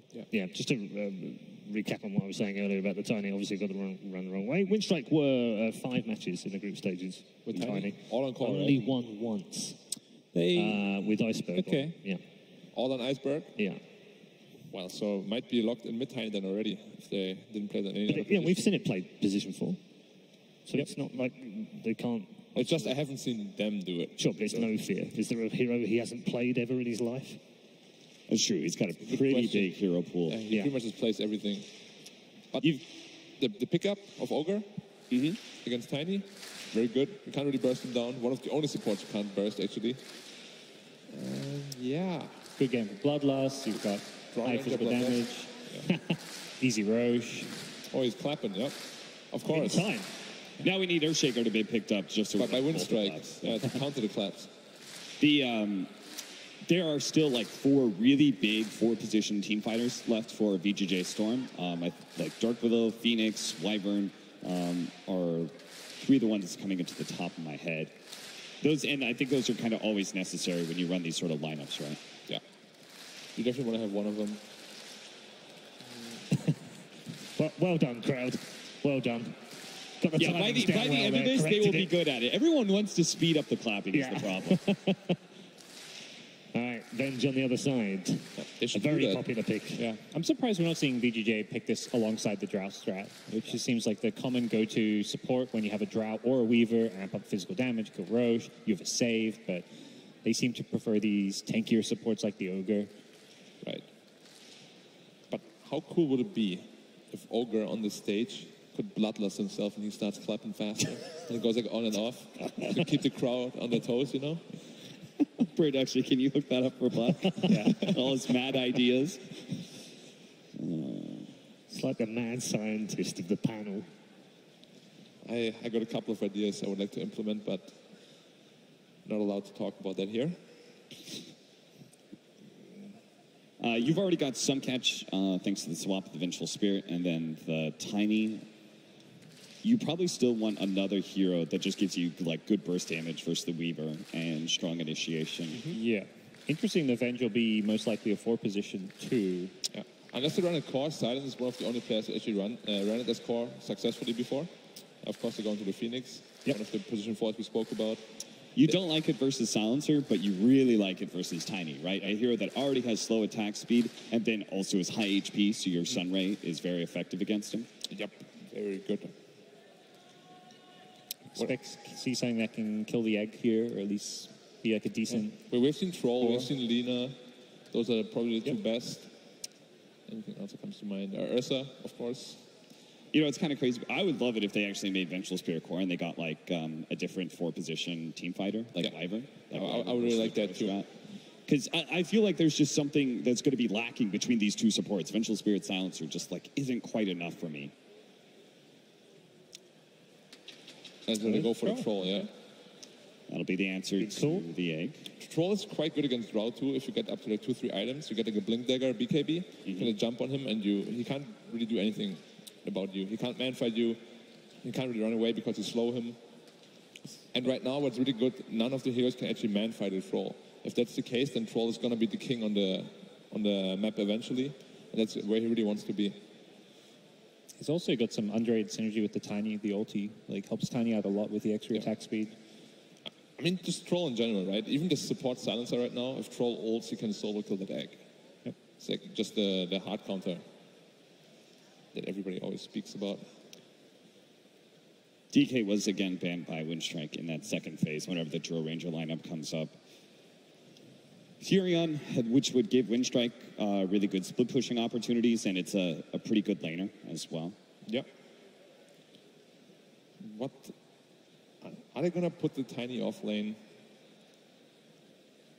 or mid? Probably mid. I think they'll give Non-Grata a more playmaking hero. What about Clockwork? He likes that. It's good against draw.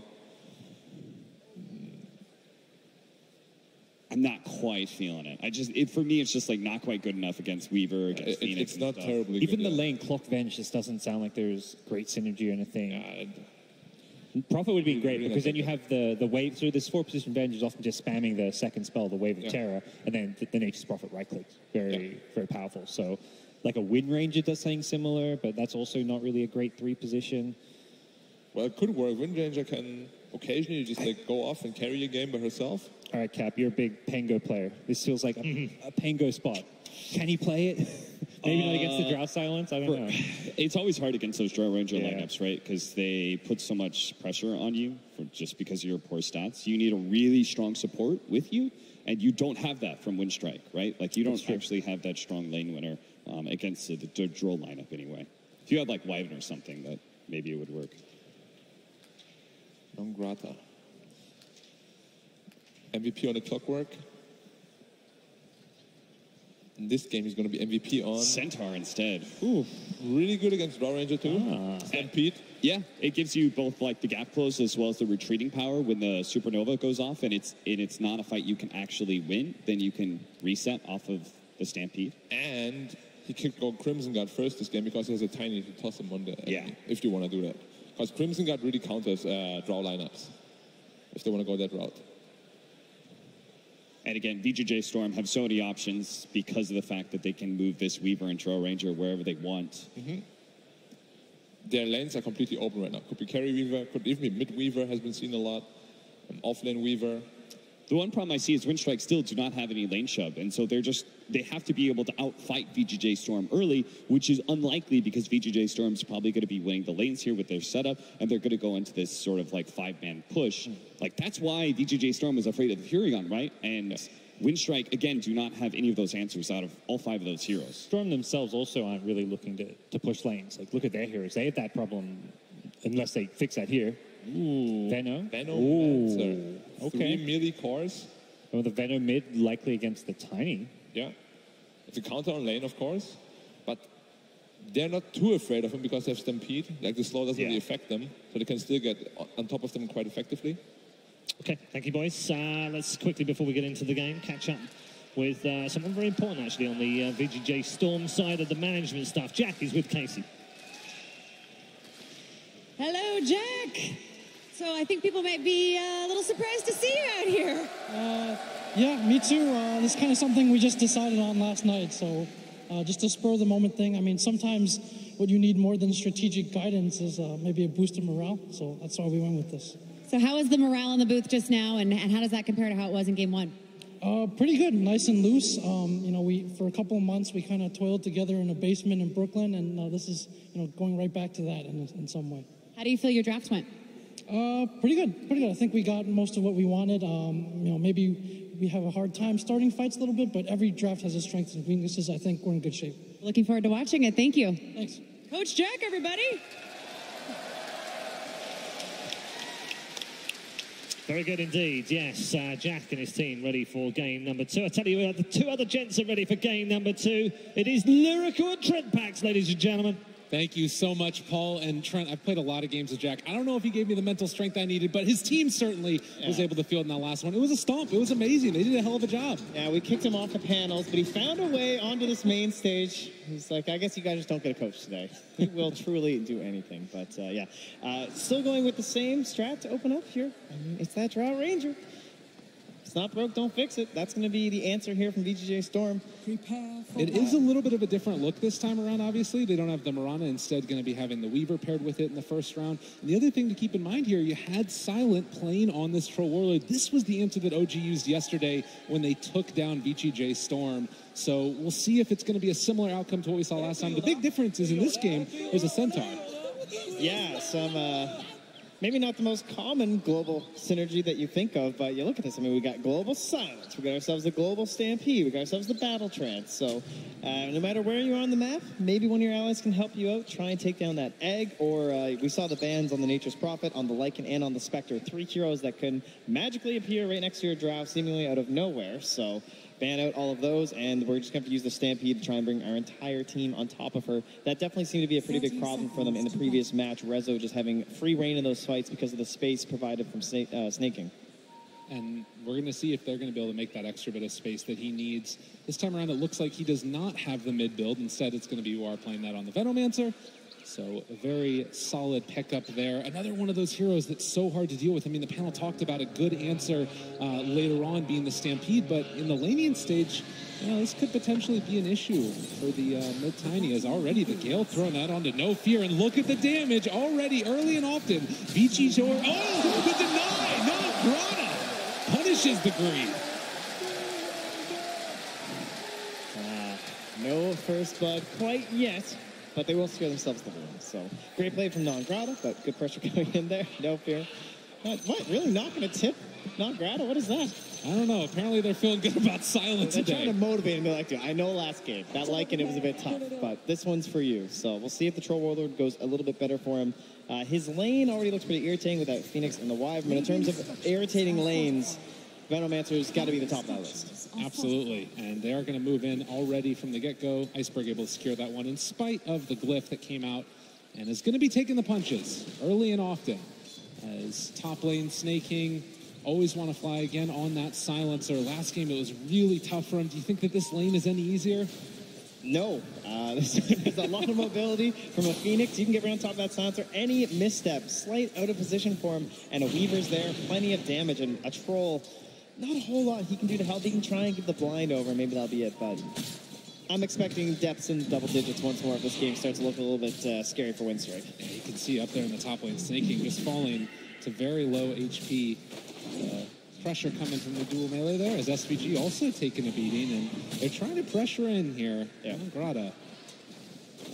Big buff that he's been continually receiving is just so much strength on this hero. 807 at the early level 1, now to level 2, and no stat items either.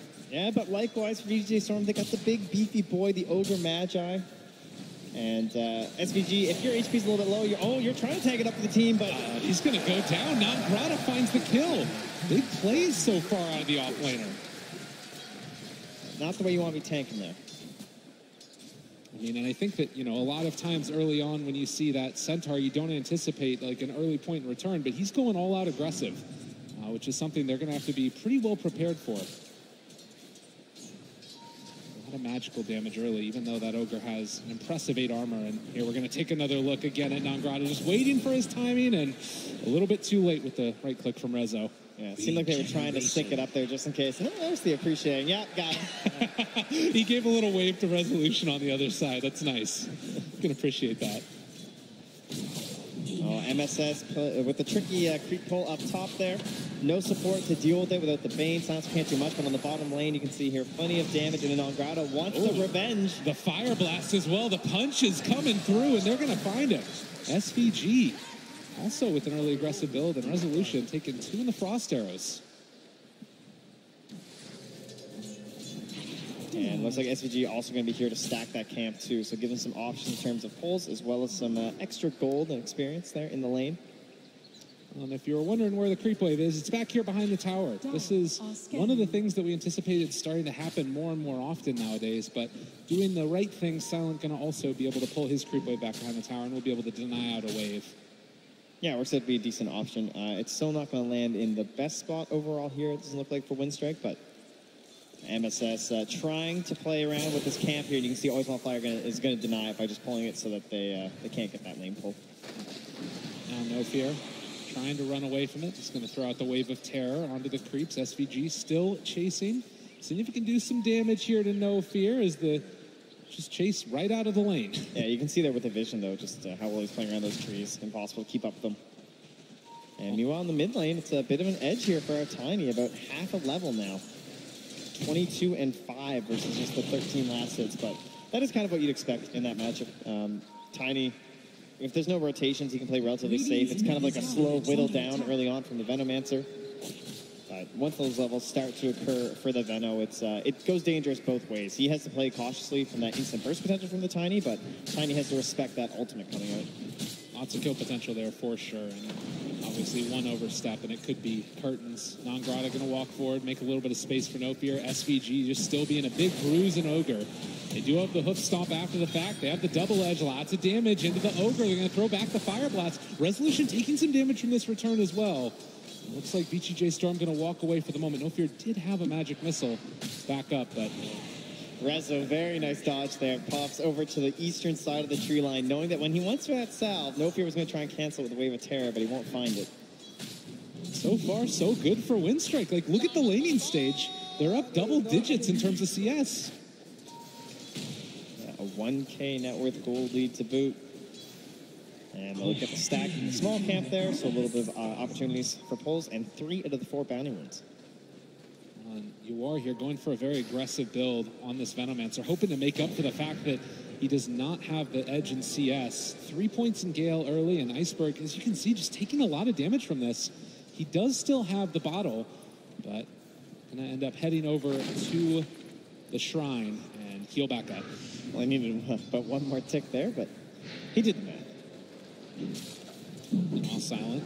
Slows down Snaking. He doesn't have Scoochie. MSS is level 2. He's in trouble. Oh, that avalanche. Yeah, Iceberg with the rotation. Almost able to find him. He's going to drop an egg behind. Yeah, 1-1. Relatively slow start to this game. It's only a 1,000 gold lead. Just about 6 minutes in. I think one advantage they have for themselves too for WINSTRIKE is that they should be the ones with the first rotations. They can use the global stampede just to help them out in any of these lanes. They see some slight edge, or maybe they're in a bit of trouble from a push. They can instantly escape or advance on their opponent. Whereas the Radiant, it's a lot more relaxed. Kind of a slower build up for that Reaver. Always want to fly though. There's that little bit of a out of position here, and dodges the bugs.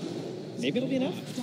There's going to be the dive forward. I don't know. Still dealing the damage. Fire Spirit's out as well. He's taking the deeps and is going to fall the last tick there as well as MSS is going to be punished for the greed. And that one hurts. He used the TP mid lane. They also found themselves the Venomancer. You are. He's going to pop the Fairy Fire, runs away, drops the Plague Ward as well. They're chasing this guy down. Are they going to be able to kill him? He can pick up a tree in a second and throw up with the magic missiles there. And No Fear secures it. And Iceberg just instantly wants to get home, get his treads, bottle on up here, and get right back to pressuring. And we'll give a little bit of space to No Fear. So talk to me a little bit about Centaur, too, because this is a hero we haven't seen all that often nowadays. Going for this Vanguard first build, what do you think really attracted them to this pick in this game? I think it's a bit difficult to play super aggressive in the lane with an Ogre Magi, unless they're really weak. Overall, you're kind of like a better bully, to protect yourself, you know? I don't think they have a lot of good opportunities to just run at this Centaur, because there's, as you've seen, plenty of damage output where he can just return that instantaneously with the double edge. So they saw a lane where you can survive, which has been the major concern for the Centaur. Paired him up with somebody just to help it out in the Venge, and now Venge is rotating around here trying to give some levels, and that's when we want that global stampede. MSS just going to run away there. Let's go for the dive. You mentioned his levels. It's been a tough time so far for this Phoenix. Only level 3 right now, and the lowest in the game. Silent, going to make his way up towards the top. Just going to start putting the heart into Snaking here. Does have level 6, but has not opted to take the battle trance yet.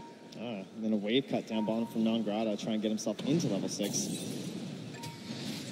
Top lane. Okay, they just got the kill on the Snaking. Looked like he was going to be safe there. I thought he would just retreat, but went back in, it seems, and they try and fight for the rune up top, but it won't be there. And you are running away. They pop the CP just to get Iceberg out of trouble. So many slows in but this also game. closed in with No Fear. Seeing if they can get into position. Throws out the Wave of Terror, the magic missile. There's going to be the punch. They're able to find one kill and a second. No, neutral creep. And Iceberg, also, they're diving forward for this one, trying to kill Fiora. The other side fight. They get the neutral deny again. What in God's name? It's those Prowler Shamans, man. I mean, with the deny and everything else that's going on in this game, we need to have heroes actually kill heroes. A huge win for VGJ Storm when all is said and done. Yeah, and who's left all alone in the bottom lane? It's Rezo on the Drow Ranger. Up until level 7 now. Couple points in Frost Arrows just for safety's sake, and then he's going to start building that Precision Aura. And you look at Snaking, this just seems like a great game for a Weaver. Non-Grad didn't have that same help, but it should be easier to get to the early aggression. And so they want to punish this and see if they can actually find something on the Drow. No Stampede. They have that ward. Spotting out the fact that MS is there, he might be sacrificed. And Non-Grata, I mean, they're going for the long wraparound. A couple on one side. To the Phoenix. Oh, Resolution being chased. They are going to see MSS, but it doesn't look like they're getting either. In the meantime, Silent just running away to the side. MSS is spotted here. Yeah, they spot him out. And there's going to be the kill. So eventually, they do get the punishment. The first in the hands of Always Want to Fly. And top lane, Silent also ran at. Has the bugs on him, has the ignite there as well. They're trying to kill off the bug. The magic missile returns. Silent takes the kill. Troll Warlord players, they know sometimes you just got to go for it. You know, understand the fact that your only chance is the bashes there, and without one, it just might have been enough time for Snake to get the kill. So, Iceberg, he can appreciate that. So, just about that 10-minute mark, that might secure themselves a rune. No Fear still being in the area, and they do have the Fire Blast. If they want to use that, the turnaround and Ogre, picking up the bounty rune in time. No Fear had it. So he couldn't quite get the right timing there. So. Silent being so low, though, means that he can't really join in the mid lane with all this pressure on the Venomancer. It seems like there won't be any other Radiant heroes here, though, so they're not going to push this too much further. Instead, it will be the top lane, though, so they are still abusing the fact that they know he's low.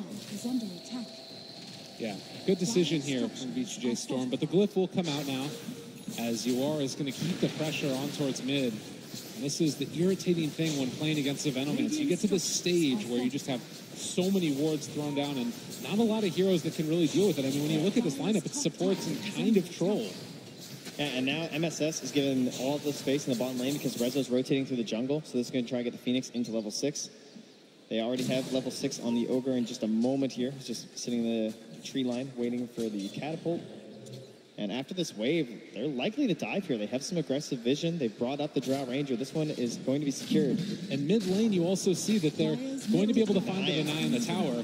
As Resolution, they run into him. The Gust is out. They have the Global Sounds to try and save themselves with Silent running away. And Swarm is going to be used. The bug is on him. They've got vision, nowhere to go. And Silent, finally, possibly going to be punished. He's going to see if he can buy a bash, but no such luck. Yeah, looks like he will be able to buy out there on the Mask of Madness. And so I still loses his death cost. I mean, it's nice being able to get the deny in the tower from Iceberg. And Always Want to Fly, again found. This is level 9 Venomancer. UR has been having himself a hell of a series so far. Yeah, and this Veno pick is essentially going to be serving the same role that we had from our Underlord. Is just interference during the engagements. And you can see, oh wow, that courier is loaded here. That is a heck of a lot. Yeah. I mean, again, like, the itemization is the thing that I find particularly cool from the Venomancer, right? Like, how often do you see a mid laner buy an urn? But he knows that this is, like, the sustain that he needs for his team, and then they can just keep that ball rolling. Yeah, and SVG is way too busy with wards in his life to afford something like that. Of course, maybe he should tell MSS, because he's got the same thing on the mind. It happens. Well, 7-6, 12 minutes in, and Angrada looking for that Blink Dagger next afterwards. Snake King is under cover of that Invis rune, and he spots out all of Windstrike in the area, and so they're going to actually think about going in here and seeing if they can find themselves one to swap away onto Iceberg, keeping him alive for the moment, but that means No Fear is in trouble. And eventually going to be brought down. The Stampede comes out, but they also have the control, and Silent trying to chase forward. See if he can take down UR. This would be a big kill for them. They do manage to kill him off. 400 golds in the coffer of Silent, but snaking. He wants to go with this Drow Aura. And there's going to be the Fire Blast out to start this one out onto Nagrada. He's just so tanky and hard to take down, though. Yeah, such a excellent game, really, for a Silencer. If Always Want to Fly can stay alive, he's so irritating to these heroes. Like, the Weaver or the Phoenix both heavily punished from that last word. Same with the Arcane Curse. You're a Weaver, you can't just keep scooching over and over. And now SVG, though, he's right up here with that vision. He gets the multicast and blows him up. Iceberg also need to be a little bit careful here. They've just got so much damage that they can throw out once that minus armor is on him. Dire's bottom tower is under attack. And that whole time they're playing very aggressively up here without that Phoenix. And MSS was farming the bottom lane, rotating through the jungle. He's now up to almost level 8. Yeah. This is definitely going to be a pretty farmed Phoenix. You can see already ahead of all the other supports in the game. And the whole time, UR can kind of freely push through the mid lane while they're keeping the concerted effort top lane to take down that tier 2 tower. Windstrike, in the meantime, going to look to get a trade for themselves as they pressure through the bottom. See if they can get that tier 1. Curious to see if Iceberg actually goes for the Blink Dagger or the Shadow Blade. going to be a tough game if he's scouted out by any of those Venom wards. And it's also like, who are you going to be focusing down with your Blink? You want to try and go with Scout Ranger, of course, but the Weaver we've seen to be an excellent answer if you can find him too. I just see it being difficult, and they'll be spotted out now. A lot of damage there as they find the global to make sure that Iceberg gets away. It's costly, though, just for a single life. And that's going to allow VGJ Storm to keep pressing forward here through enemy territory. Still another global left in the Stampede, and one more with the Battle Trance, but... I always want to fly. I don't think they're giving up any of those for him. He can die. They're not too concerned about him. Not quite the same priority, unfortunately, for always want to fly. Snaking.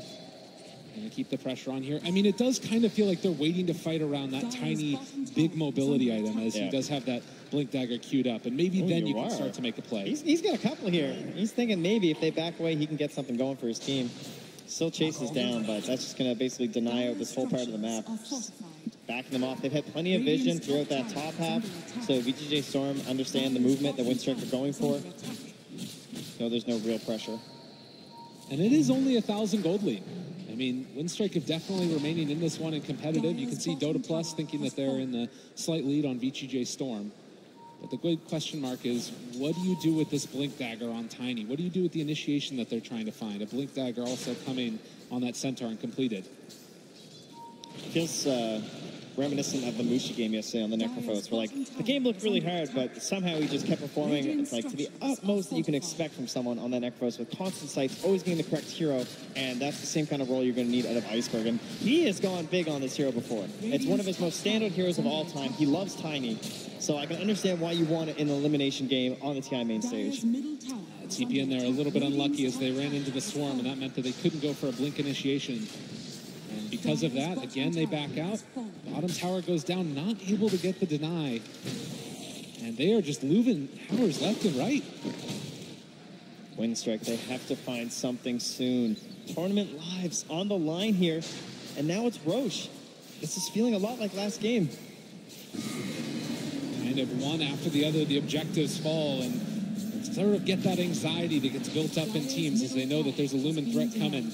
Roche falling now, and the pings are out as they realize this potentially could be where they're coming to.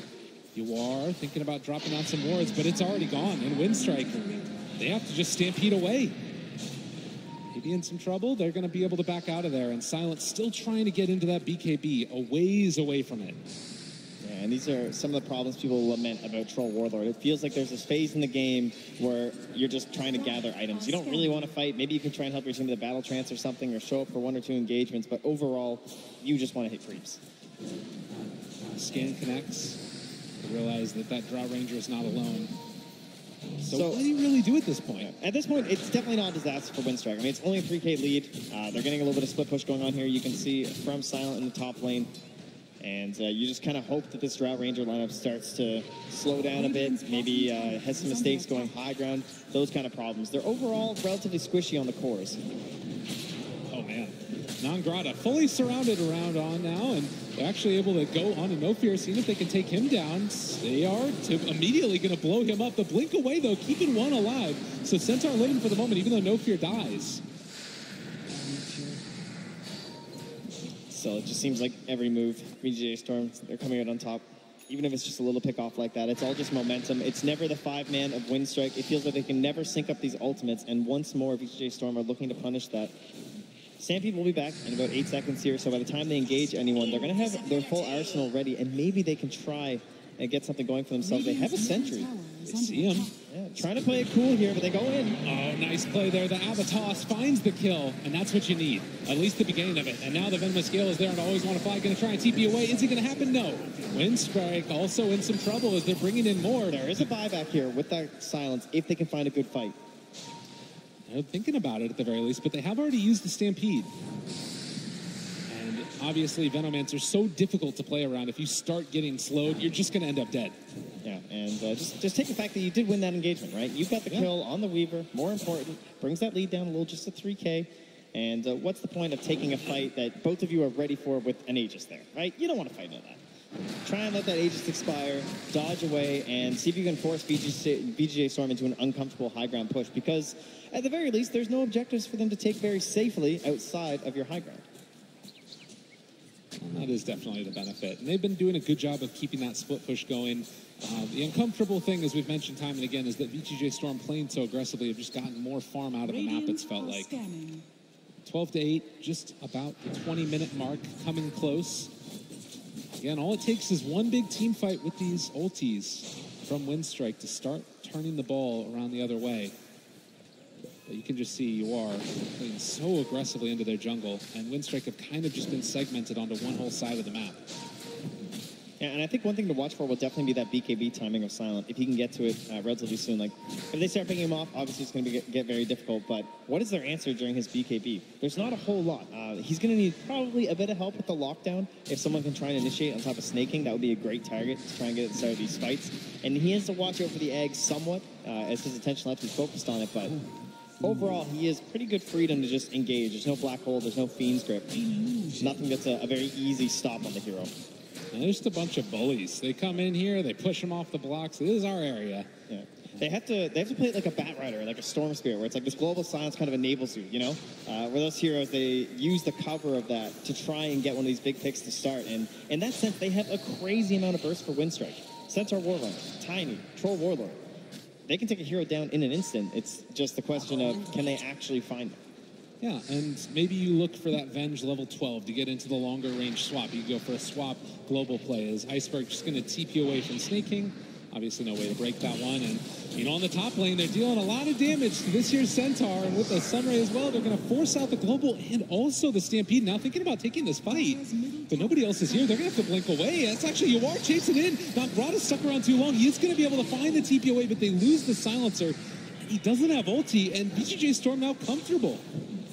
Looked like a little bit of confusion there for WINSTRIKE. Not sure what to do. They don't want to waste those two ultimates and get nothing out of it. What if they just come high ground right after, which is what they're going to do. But rather than just using to escape and trying to hold that high ground, they unfortunately lose the silencer as well. So a slow, patient siege here from VGJ Storm with their friend Snaking still cutting waves up top. And they're still comfortable sort of sitting on this lead for a little bit because you still do have, you know, the BKB that's going to be out pretty soon for the Weaver. You know, you don't want to pressure that much. The Aegis is about to expire right now in 5 seconds. So at least for now, they can continue to control the map, you know, and just build up into that next set of items that allows high ground that much easier. Yeah, get that BKB on the Troll Warlord. That is what WINSTRIKE are hoping for. Try and turn the game around using that. Storm goes out, spots Iceberg, not going to be able to find a burst on that Weaver. Does just, again, run away. Looking down here at Yawar, not the tastiest of targets. Still so much pressure on Iceberg. He has to find something. He's a 1-1-1 on a Tiny. Yeah, and this is the strength of Ogre, too. Like, you see this position 5 just walking around, and you can't do anything to him. He's so hard to kill that somebody else is going to show up in time. He's on the hunt here. He's going to find Rezo in the mid lane.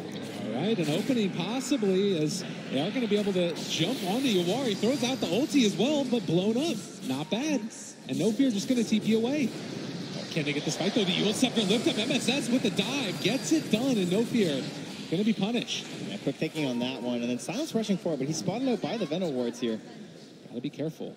Although I think that they see the Weaver in the midst, they realize that they don't need to worry about him joining in the fight as of yet. Also, they don't have the Drow Ranger here, and so this is going to be a big burst onto SVG. Signs of life for WINSTRIKE in this elimination match. Yeah, this is what they needed. Unfortunately, they couldn't kill him Rezo, but obviously still a pretty big win for them. Put a 1K gold swing back their way, and most importantly, gold on the Troll Warlord, who already has his BKB and is now looking to think about completing up an SNY. I mean, again, great composure shown by WINSTRIKE. We think about last game and how quickly things started to fall apart. Oh, and Snaking. He was thinking about going for a play here, but wisely backs away, and he'll see that that was a good decision there with the Centaur. Oh, that's Dire Centaur. I was realizing that still it's needing to get the heck out of there. Even more reason to get out of there. They've done a good job of keeping their vision around their map pretty well closed off on the side of WINSTRIKE. But yeah, you think about how quickly this game could have spiraled out of control if they just kept finding pickoff after pickoff for VGJ Storm. This feels very different from last game, where now WINSTRIKE have the tools to take an engagement, if it's perfect. Yeah, everything back up for them. A little bit split right now, but they have a smoke here for No Fear, so they de-ward.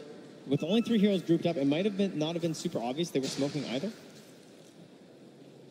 You mentioned the global presence. They're moving down here to see if they can run into MSS. He has a Yule Scepter. as well as dive available to him, and just out of range. MSS knew it. He backs out. Yeah, still a pretty hard initiation there with that Yule Scepter. Again, it feels like it's going to be a battle around this Roche pit, where right now VGJ Storm holding a dominant edge in terms of vision, but Iceberg just jumps in the global silence afterwards. They're going to go with the Stampede, running into everybody. Force Staff jumping away. Iceberg, get the damage out on them. They blow up MSS, which means there's no Supernova in this fight. No Fear also dropping low. They get out the ulti from that Venomancer, and Silent chasing for it in the duration of his BKB, but he's slowed down so much he can't get on top of Resolution. Snaking kills off another, and Rezo just calmly walks away. They turn, and they're going to kill Silent. And back, we have this Weaver absolutely massive with the Bloodlust. Oh, runs through the triple kill for Snake King. Just doing so much in that fight. With 4 dead, they're going to test them. Yeah, that big old bug was back there. BKB'd, taking them out on the back lines, and they did not respect the build here coming out from UR. He has the Spirit Vessel. He's so tanky. Tiny only tickled him. Gets off this massive Nova, and once that happens, the fight feels impossible. Look at that damage from the Venomancer and the Weaver. Yeah, it's absolutely insane. And it's an 8,000 gold lead now. Winstrike, they're going to hold their base. It cost them a Centaur buyback. But with that, it does sort of bring up the question of, all right, are they just going to go back and secure Roche? Like, yeah, VGJ Storm in a dominant lead right now. At the very least, Roche isn't quite up yet. It's going to be another 50 seconds here. Here's the replay. And you can see they're just still so tanky. I mean, that's where the Global Silence is designed to help get that burst. Iceberg just has to run. Yeah.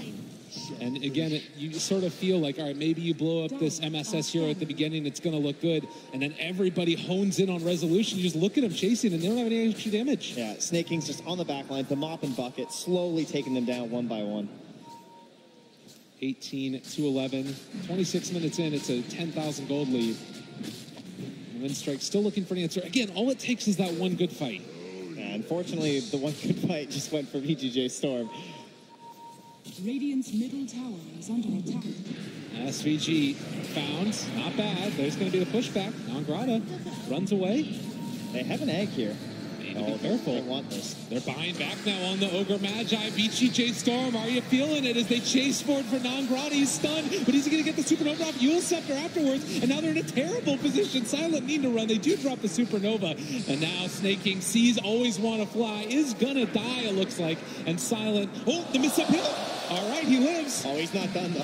He's thinking about it. Don't run into those bugs. Iceberg, though, on the other side. They're just dismantling them. Winstrike needing the buybacks now more than ever. They kept their silencer alive, but they lost their cores. And now the swap back in, actually. No Fear. Goes down. I think he knew he was dead anyway. He would have just got Yule's up or something, so tried to make a play. The barracks are being assaulted. VGJ Storm looking like they might be able to take this one unless there's a magical moment from Winstrike, and it needs to start with Iceberg. They ping out UR. It is so hard to find this kill. There isn't vision in the area, but now they see him as he's revealed. They've got the ulti. They do throw out the Global Silence, but the damage has been done as Iceberg is going to fall. Always Want to Fly, also going to die. Silent trying valiantly to make this work, but it's not happening. And GG is called. VGJ Storm moving on.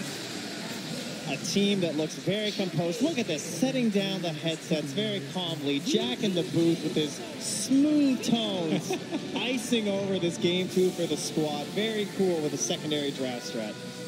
And again, Winstrike, it hurts obviously to be going out at this point, but I think that they performed well. They can feel proud of themselves and the effort that they put in this. Definitely feeling very good for themselves as start to feel the love from the crowd. VGJ Storm, is this the beginning of a run? I think so, but it's certainly the end of the dream here for Winstrike. Lots of fans out here, I know, supporting that team with how far they've come. A lot of legends that we've all known for many years now exiting the stage. Very respectful how far they made it at TI. And of course the love from the Ukrainian brethren. You gotta love it. And obviously, you know, Dota 2, a game that sometimes you get tilted, but there's always a little bit of respect underlying it because we all go through the same type of things. But it is going to be Iceberg leaving. And so the rest of Winstrike, as they get a little bit of love from the crowd as they head their way out. Fantastic execution, though, from VGJ Storm. As you said, could be the start. This is kind of what we were looking at in the group stage. Where was in the upper bracket? Can they keep it going? All right, we'll see. VGJ Storm moving on 2-0 as we continue the streak. We're going back to the panel. Thank you very much, gents. Yes, the winner takes it 2-0. The winner this time round is VGJ Storm. Fantastic performance from them over the 2 games. Both drow strats, both executed perfectly. And unfortunately, it means we say goodbye to a fan favourite. They've been fantastic throughout Ti8. It is, of course, WINSTRIKE leaving us in 9th to 12th. Although they're leaving, gods, I think we can safely say they've put up some tremendous fights throughout this tournament to finish in 9th to 12th. It's a good achievement. Yeah, they had that one great moment in the BO1, and I got to say that was one of the best games we've had so far on the main stage. So everyone will remember them for that, but not quite as far as they would have hoped to have got, even though they were one of the underdogs. Yeah, they pulled in Jack into the booth in a similar fashion. We've pulled Grant onto the panel in place of Cap to give us a little bit more of a lift. I mean, it's just VGJ Storm. You give them drive 2 games in a row, and then you just lose. They go unanswered. I mean, it's tough, isn't it? NA's going to beat you if you give them what they want. Yeah, I mean, do you have much sympathy for them because they did that? They kind of gave them the drought twice. I don't have much sympathy for them. I mean, they're picking Zeus, right? They're one of the few teams that actually pick Zeus, and I mean, it wasn't a good pick there, and they just end up losing because of that. So, but it is sad to see him go home. Yeah, it's very sad to see it go home, unfortunately. They always do have to go home. However, we have Casey, who's out there right now, who's one of our winners, I believe. That's right. We're here with SVG. Congratulations. Thank you. So that was a very decisive win in the first game. The second game, your lead was a little bit more fragile. So I'm curious how you manage those emotions between looking really far ahead and getting ahead of yourselves and trying to stay in the moment. I think Drow Ranger is a very comfortable strat for us. So even in the second game, I think we were very comfortable scaling well in this game. And so pretty much all we have to remind ourselves is to stay calm, play for our timings, and once we hit those timings, we're pretty confident going late game. We have to address some of the challenges you guys have faced as a team when it comes to coaching. You had to play the first series without a coach, the second series today. Jack was in the booth helping you guys out. What can you tell us about what's been going on? I mean, the penalty's hard. It was fair, but we're just trying to find a way to kind of bounce back as a team. And one of the ideas that we came up with was like, I really wanted Jack in that booth for this match just because this guy gives our team the mental boost that I think would have helped us more than like any draft advice. Sometimes Dota is not about the heroes or the draft or your strategy or anything like this. It's simply about, do you go in there with the right mindset and you have the heart to win this game? And in my opinion, I think Jack gives us the best chance to do that for the series. So I put him in the booth. How important do you think that was for your wins today? I mean, I think it helped a lot. And he started to try and give some draft advice, and that's where you kind of have to go, you know, all right, Jack, you know. But How do you politely tell him no? he actually suggested Venomancer in the last game, and I ended up going with it. So I don't know what that says. You know, maybe Jack's actually just he's smarter than he looks. You know. I'll make sure to pass that along. Jack, you're smarter than you look. It's one of those backhanded compliments. No, he's a great guy. How do you say no to that guy? He's so nice. Like, I feel like whatever he suggests, I'd be like, okay. Yeah, no, I'm here drafting for TI, lower bracket, maybe we'll get eliminated, and I'm almost second guessing myself, you know. Do I want to pick the hero Jack actually suggested? Like, but it actually looked like the best hero for the game, so I got to go with it. So you're like, all right, fine, Jack. Yeah. How did you change your mentality and your confidence from playing in the upper bracket, losing the 2 games, and now having to start today in the lower bracket? I think we were probably more confident in this match than the upper bracket one, which maybe sounds weird because you have that extra life. But I truly think OG is like, it's actually a very difficult stylistic matchup for us. They're a very weird team for us to kind of draft and play against. So I'm not sure we were super confident against them. I think we were more confident against WINSTRIKE's play style. And I think ultimately that's kind of what matters. Like for us, upper or lower bracket doesn't mean much. We're just going to play it a series at a time and try and beat every opponent that comes our way. And speaking of, the next opponent will be either Vici or Secret. So how do you feel about your confidence level facing either of them?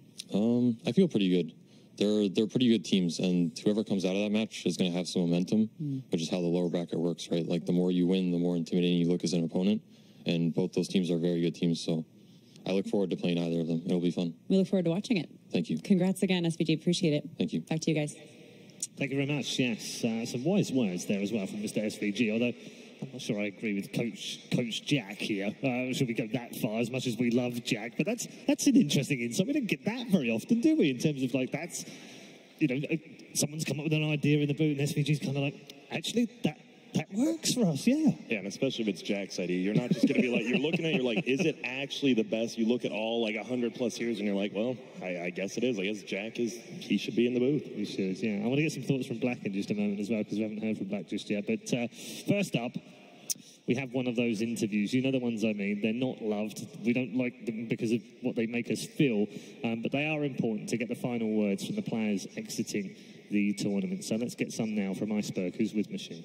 Yeah, actually, I managed to snag Non-Grada here instead of Iceberg, and he's actually offered to do the interview in English. We had translation available, and after another fantastic game of Dota, a long game of Dota for you as well, let's dive into, you know, what went wrong in your eyes. What stopped you from advancing? I don't know. I guess we just got outdrafted twice and outplayed. That was simple. They picked in first stage Draw Ranger and won 2 games in 20 minutes. I don't know. They just outplay and outdraft. That's it.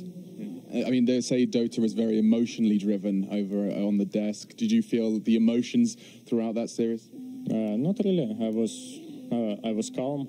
I just trying to do my best. That's it. Yeah. And that was where I want to take it next. You say do your best. There must be some pride. I mean, you guys, top 10 TI. You started to exist in 2018 as a team, and now you're here on the main stage at TI. Yeah, that sounds cool.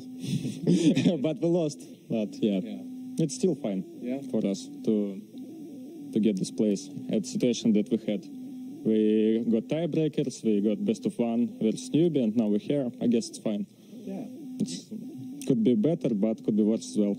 You guys took some punches and you kept fighting back and fighting back. People didn't expect you to get out of groups. You got out of groups. Didn't expect you to get through the tiebreakers. Got through the tiebreakers.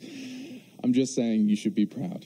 Do you have any words for all the new WINSTRIKE fans? There is a whole WINSTRIKE corner in the arena. Do you want to say anything to them? People say in this situation, we're gonna come back stronger next season, right, or something like that. Yeah. Perfect. Well, we'll leave it there. See you next season. Guys, I can hear them. Can you hear them? Yeah. I'm hearing them through 6 walls, the WINSTRIKE fans saying goodbye to one of their new favourite teams. We'll head back to the arena. Yeah, thank you very much, Non-Grada with the Machine there. They're always difficult, those interviews, but I have to feel, Black, that they've exceeded expectations, and therefore maybe that was a little easier for them to deal with. Yeah, I mean, they definitely performed better than we thought, but maybe not as good as they thought, because I kind of feel like the last 2 games didn't really showcase their skill. As you said, they kind of just got outdrafted, and it's very hard to play. Out-drilled. Yeah, out-drilled twice. So I feel like if they just banned Drown the second game, they gave themselves like just put them out of the comfort zone, you know, just like go on an even game at least. Like don't give them what they really love to play. And I feel like I feel a bit bad for them in that regard, but of course, you know, decisions have been made. And I mean, Gods, do you think they'll regret that a little bit, not banning the Drow? Well, you all mentioned it. All 3 of you said, yeah, ban the Drow, get rid of that, get it out there, and then we can reset and play something different. Yeah, the thing is, I don't think VGJ Storm can necessarily beat a Liquid or an EG with a first 2-pick Drow. They may just not even try it.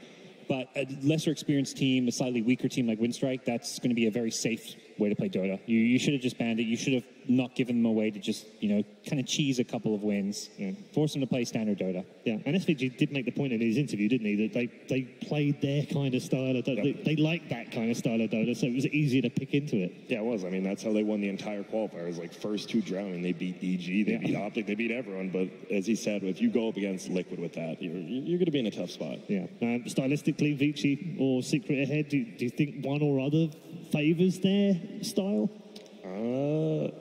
I think Vici Gaming, right, is more of like a death ball. We're going to go as 5 team, and I think, I mean, you split push a ton with Drow, Mirana, Weaver, and I think they'd rather play Vici Gaming than Secret, probably. Probably have a better chance. We're going to see how that gets on a little bit later on as well. Black, final thoughts on a good win for VGJ Storm, though, because, you know, having dropped down early from the bracket in the upper rate, it's kind of dented their confidence a little bit alongside the penalty and everything else. But they've had such a great group stage, it would be disappointing for them to have gone out this early. Yeah, I was just going to say, like, the confidence must be really high again now. Because dropping first, there's always, or like dropping in the first round, there's always like this factor of can we recover mentally? And of course, they said they brought Jack in to kind of make up for that, and it worked out really well for them.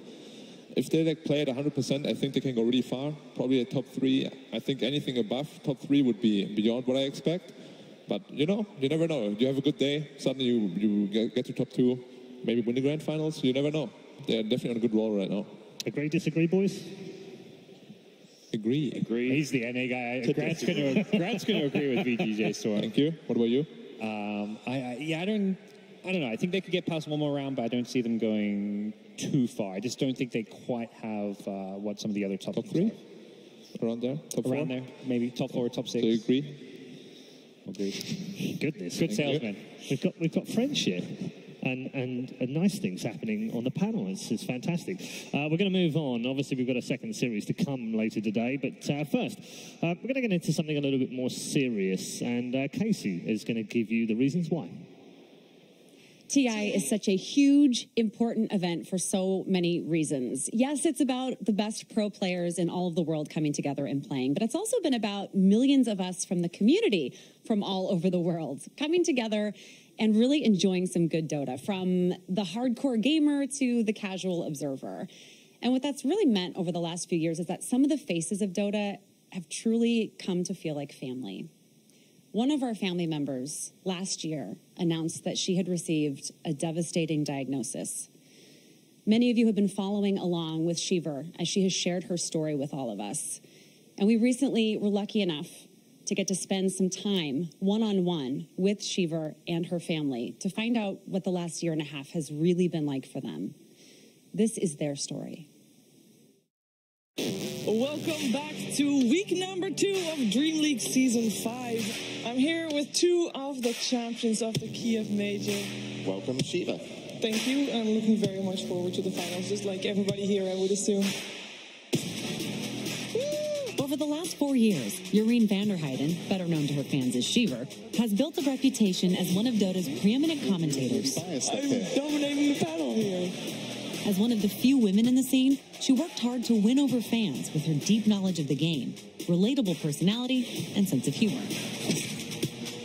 But last year, it words. Well, I was still sitting with the doctor, and he had to sometimes go out because obviously a lot needs to be arranged in terms of which doctors I'm going to talk to and when and what and stuff. So on hindsight, I think that's a tactic so that he gives us some time to just, breathe and think about it and let it actually sink in.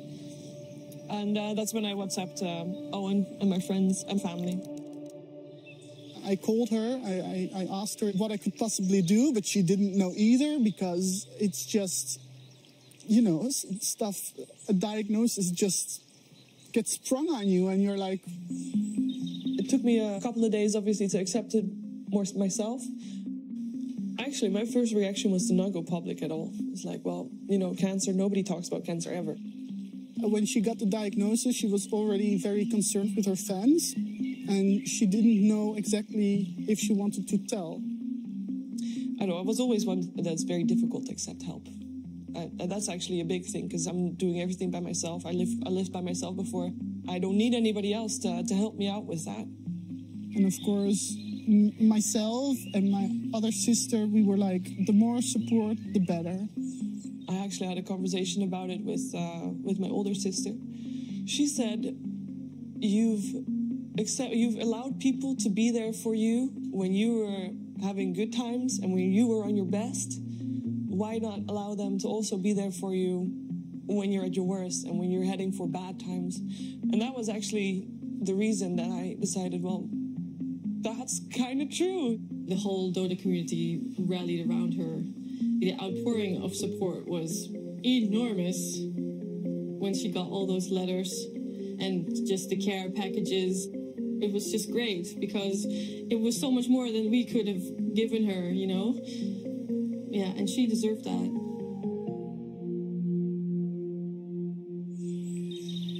Treatment started shortly after, already 2 or 3 weeks later. She got it postponed for a week more because she wanted to do an event, which is totally crazy. It's her way to deal with stuff, and it's nice. It's good to see that because she hasn't lost her drive over this whole ordeal. After I got the diagnosis and like a couple of days afterwards, I remember at some point I went into the family WhatsApp. It's like, well, this is my schedule. My first chemo is then and then. And my brother was the first to reply, I'll come with you. I think the appointment was at 8:30, 9:30, somewhere in the morning. And when I pressed the button, Beforehand, it was just something theoretical that was about to happen, but nothing concrete. I think that was for me also the moment where I realized that things were going to change. I remember my brother coming into the door, and I don't know, I just broke because, yeah, it was just a friendly face in a time where I didn't really have I didn't feel like I had anything to look forward to. We didn't say anything to each other when she opened. She teared up, I teared up, we held each other. There's so little you can do as a family. That being there is basically it. You know, my brother is not a very emotional person, or at least not emotional, open person. He was, I don't know, always the strong brother type of thing. So seeing him then made me break down and just cry a little bit before we walked on. We were a little bit late because of it, but the nurses were fine with that. Hello. Yeah. What made the first chemo very difficult was basically, you know that from that point onward, you're going to be sick. Not because of the cancer, but because of the chemo. They used to say you have to stay in bed all day, you can't do anything. But nowadays, doctors say go for walks. So when I would take care of her after chemo, we would go walk in the park about 3 times a day. And the walking would actually help her feel less nauseated. So it was a great relief, I think. Zo mooi is dat er nou even wat beesten aan kwamen. Now, Dutch people are very sober. We don't say, I love you every day, or even every week, or even every year. We're very non-emotional, I guess. You don't really talk about things very often, or at least you wouldn't, generally. We started walking for the physical part of it. And, and one thing led to another. And we talked about everything. En wellicht zelfs makkelijker, omdat je niet naar elkaar kijkt. Nee, dat klopt. Ach, deze omgeving leent zich ook wel voor, hoor. Ja. Ik bedoel, je leeft meer mee met de ander. Ja. En dat is denk ik wel wat het doet. Ja, dat is op zich, dat is mooi dat dat kan. Ja, dat vind ik ook. Ja. We see each other more often. We talk more. We let each other know more about what's going on in our lives. My family is definitely, we're closer than what we were before. Hallo. Ik had wel zin in wat hartigs. It's nice to talk English for our own sake. So No, speak Dutch. Speak Dutch. It's better. Because then when the video goes out and it has translations, everyone's like, oh, Owen understands the Dutch. You know? So keep speaking Dutch. How has the relationship with Owen been a support for her and for your family? So meaningful. Oh, that we are in the shadow with what Owen means for her. Of course, she has her ups and downs. And he is always there when she's down. How did the walks to the hospital, how did you deal with that? Oh, it's so challenging. Having to walk. Oh, come on, be serious. All my life, I've been... I like to sit on my chair and play PC games. Going outdoors was traumatic. Owen has been a lifesaver. Imagine having cancer and then having someone there to just help you with everything, help you emotionally, just be there for you. That's Owen. Were you never worried? Sure, but at the same time, I was more focused on the fact that it's going to be okay. You know, worrying, for me at least, doesn't really help anyone. I mean, would you rather that I was more visibly worried each time we went to the doctors? Surely not. Surely rather I was more optimistic. Yeah, I appreciate that. You know, it's a horrible situation to be in, but it's not going to stop you doing everything that you want to do. And somehow you were sort of able to make sure that didn't sort of put a dent in your attitude to working, to life, and just making sure that you were still able to get to where you wanted to be, where you dreamed to be. So, you know, I'm really proud of you.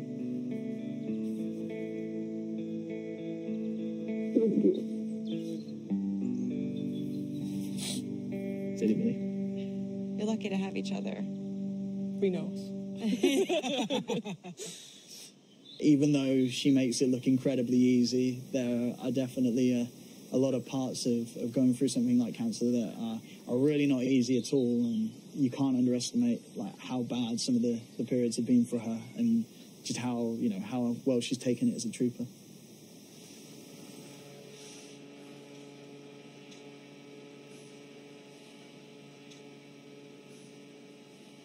How long does it last? A couple of minutes. Every hour? Every hour.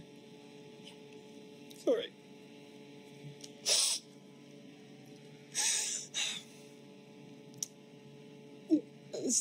I don't notice the whole situation anymore. Obviously, my hair sucks. I'm more chubby than what I used to be, but that's all fine.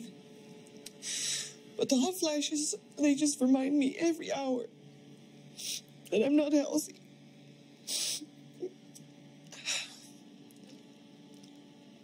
It's really annoying. But most of the time I can fairly ignore them and turn the fan on and I'm okay. It's pretty bad. But yeah. I'm fine now. Oh my God, I'm so sorry. That's okay. It's like you're just trying to get through the day and be normal, and yeah, it's kind of, it's setting me back every time a little bit. Want ik denk dat op dit moment is de grootste strijd gewoon mentaal. Ja, dat klopt. Elk pijnsgeusje wat ik voel, denk ik van oh. Ja. Nou ja, en ik ben ook bang dat dat eigenlijk nooit weggaat. Ook niet na 5 jaar, als je begrijpt wat ik bedoel. Nou, dat is geen goed vooruitzicht. Nou ja, het punt is, de percentages worden steeds lager. Ja. Maar het gaat niet naar 0. Nee. En vandaar dat je, denk ik, dat maakt zo'n ziekte zo lastig. Want ik bedoel, als je je been breekt, is het ook niet leuk. Nee. Maar op een gegeven moment is dat klaar, dan kan je weer gewoon lopen. Kun je verder, maar dit soort dingen, dat heb je 1 keer gehad. En misschien komt het nooit meer terug, daar hoop je op. Ja. Maar zeg maar de schrikmomenten, ja, die zullen eigenlijk wel blijven. Er zijn opvliegers extra vervelend, want die brengen het elke keer weer terug. Ja, dat is zo. Die zorgen ervoor dat ik niet op post kan gaan zonder eraan te denken. Nee, daarom. Dus dat maakt het extra lastig. Ja, inderdaad. Net zoals we aan het begin zeiden, one step at a time.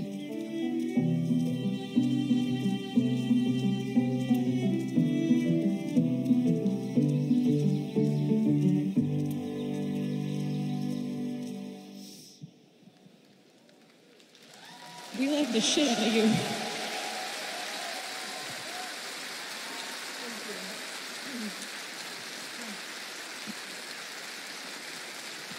I can't thank you enough for opening up yourself and your family and sharing your story with everyone, because so many people have been touched by cancer or something in their lives, and they feel so isolated and so alone.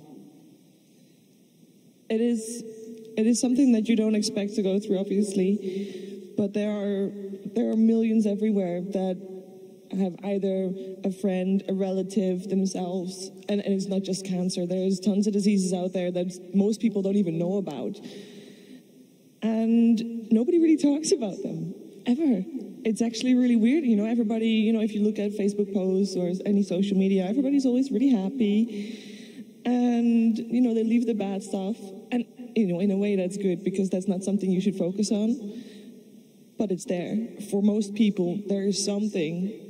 Obviously, some have it worse than others, but there's something that's just, it sucks. And obviously, going through this journey, I actually had so much support from everybody that the importance of sharing it actually came out. It was, yeah, a really big silver lining. I've been writing a blog, obviously, and I talk a lot about silver linings. And this is definitely the biggest one, I think.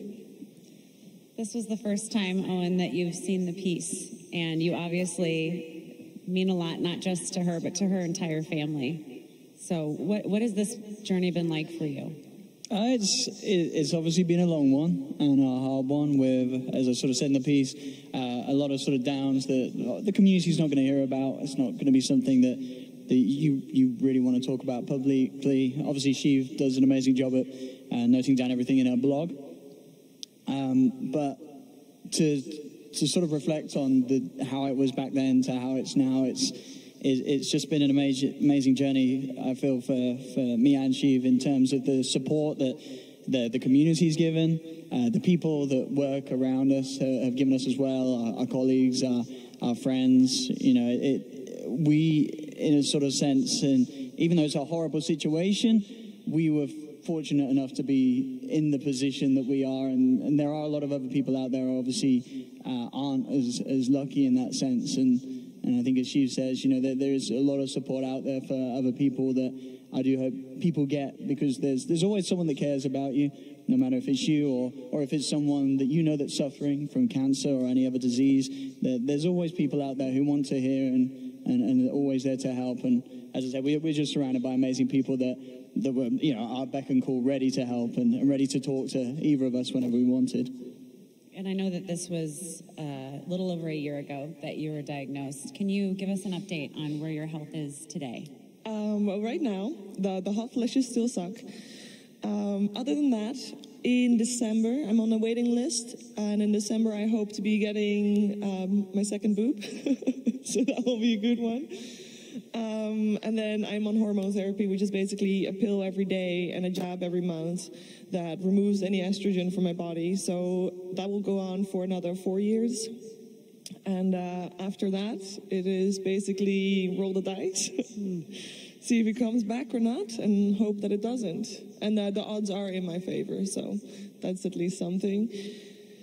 Yeah, so it's not done yet, but it's definitely so much better than it was last year.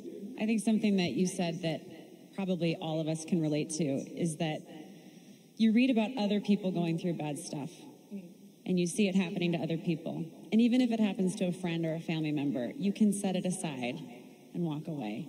You can't set it aside. No, it was actually really odd because, you know, I always have this doesn't happen to me kind of attitude, and that's in my entire family. Nobody in my family has cancer, at least not that close to me. And, you know, it's always happening to other people.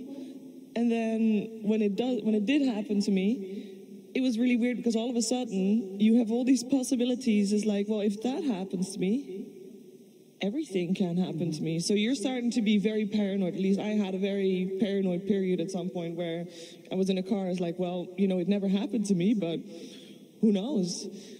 It was really crazy, and it's really the biggest reality check ever. Yeah. And now here you are. You've gathered some of your closest friends and everyone out in the bowl who is here for you too. What does that mean? It's been, you know, it's been so crazy because I feel very fortunate that I have a lot of close friends, a lot of good people that can have my back. Like if I have a hot flash during a panel segment, you know, Nahaz will pick it up and talk for a minute longer. No matter how many people say, shut talking Nahaz, he'll continue talking until he sees that I put that fan down and I'm ready to go again.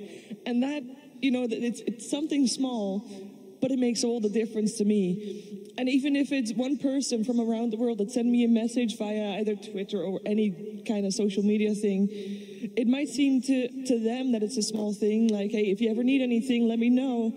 And, you know, somewhere you both know that you'll never need anything.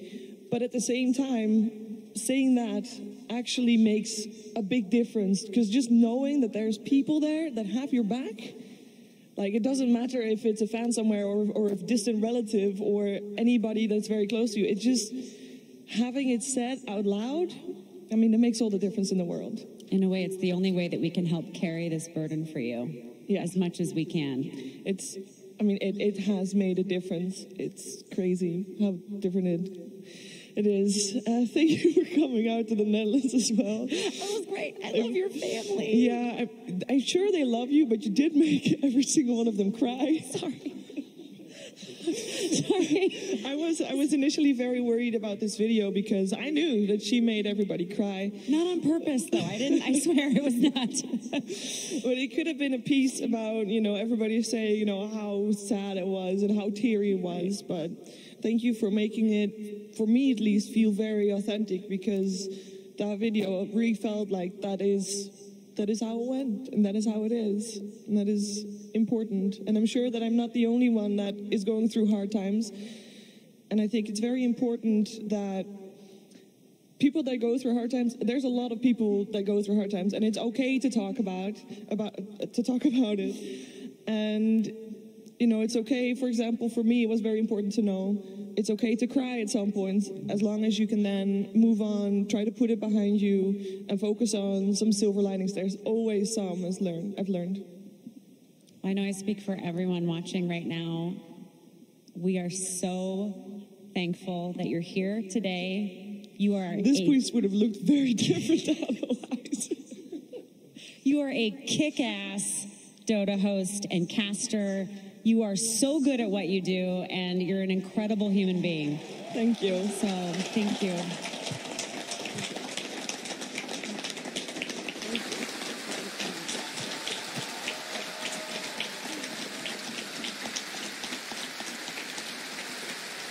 I know you mentioned just how important your coworkers have been, and I know that everyone on panel has been watching, Red Eye's been watching, and I know that their support has meant so much, because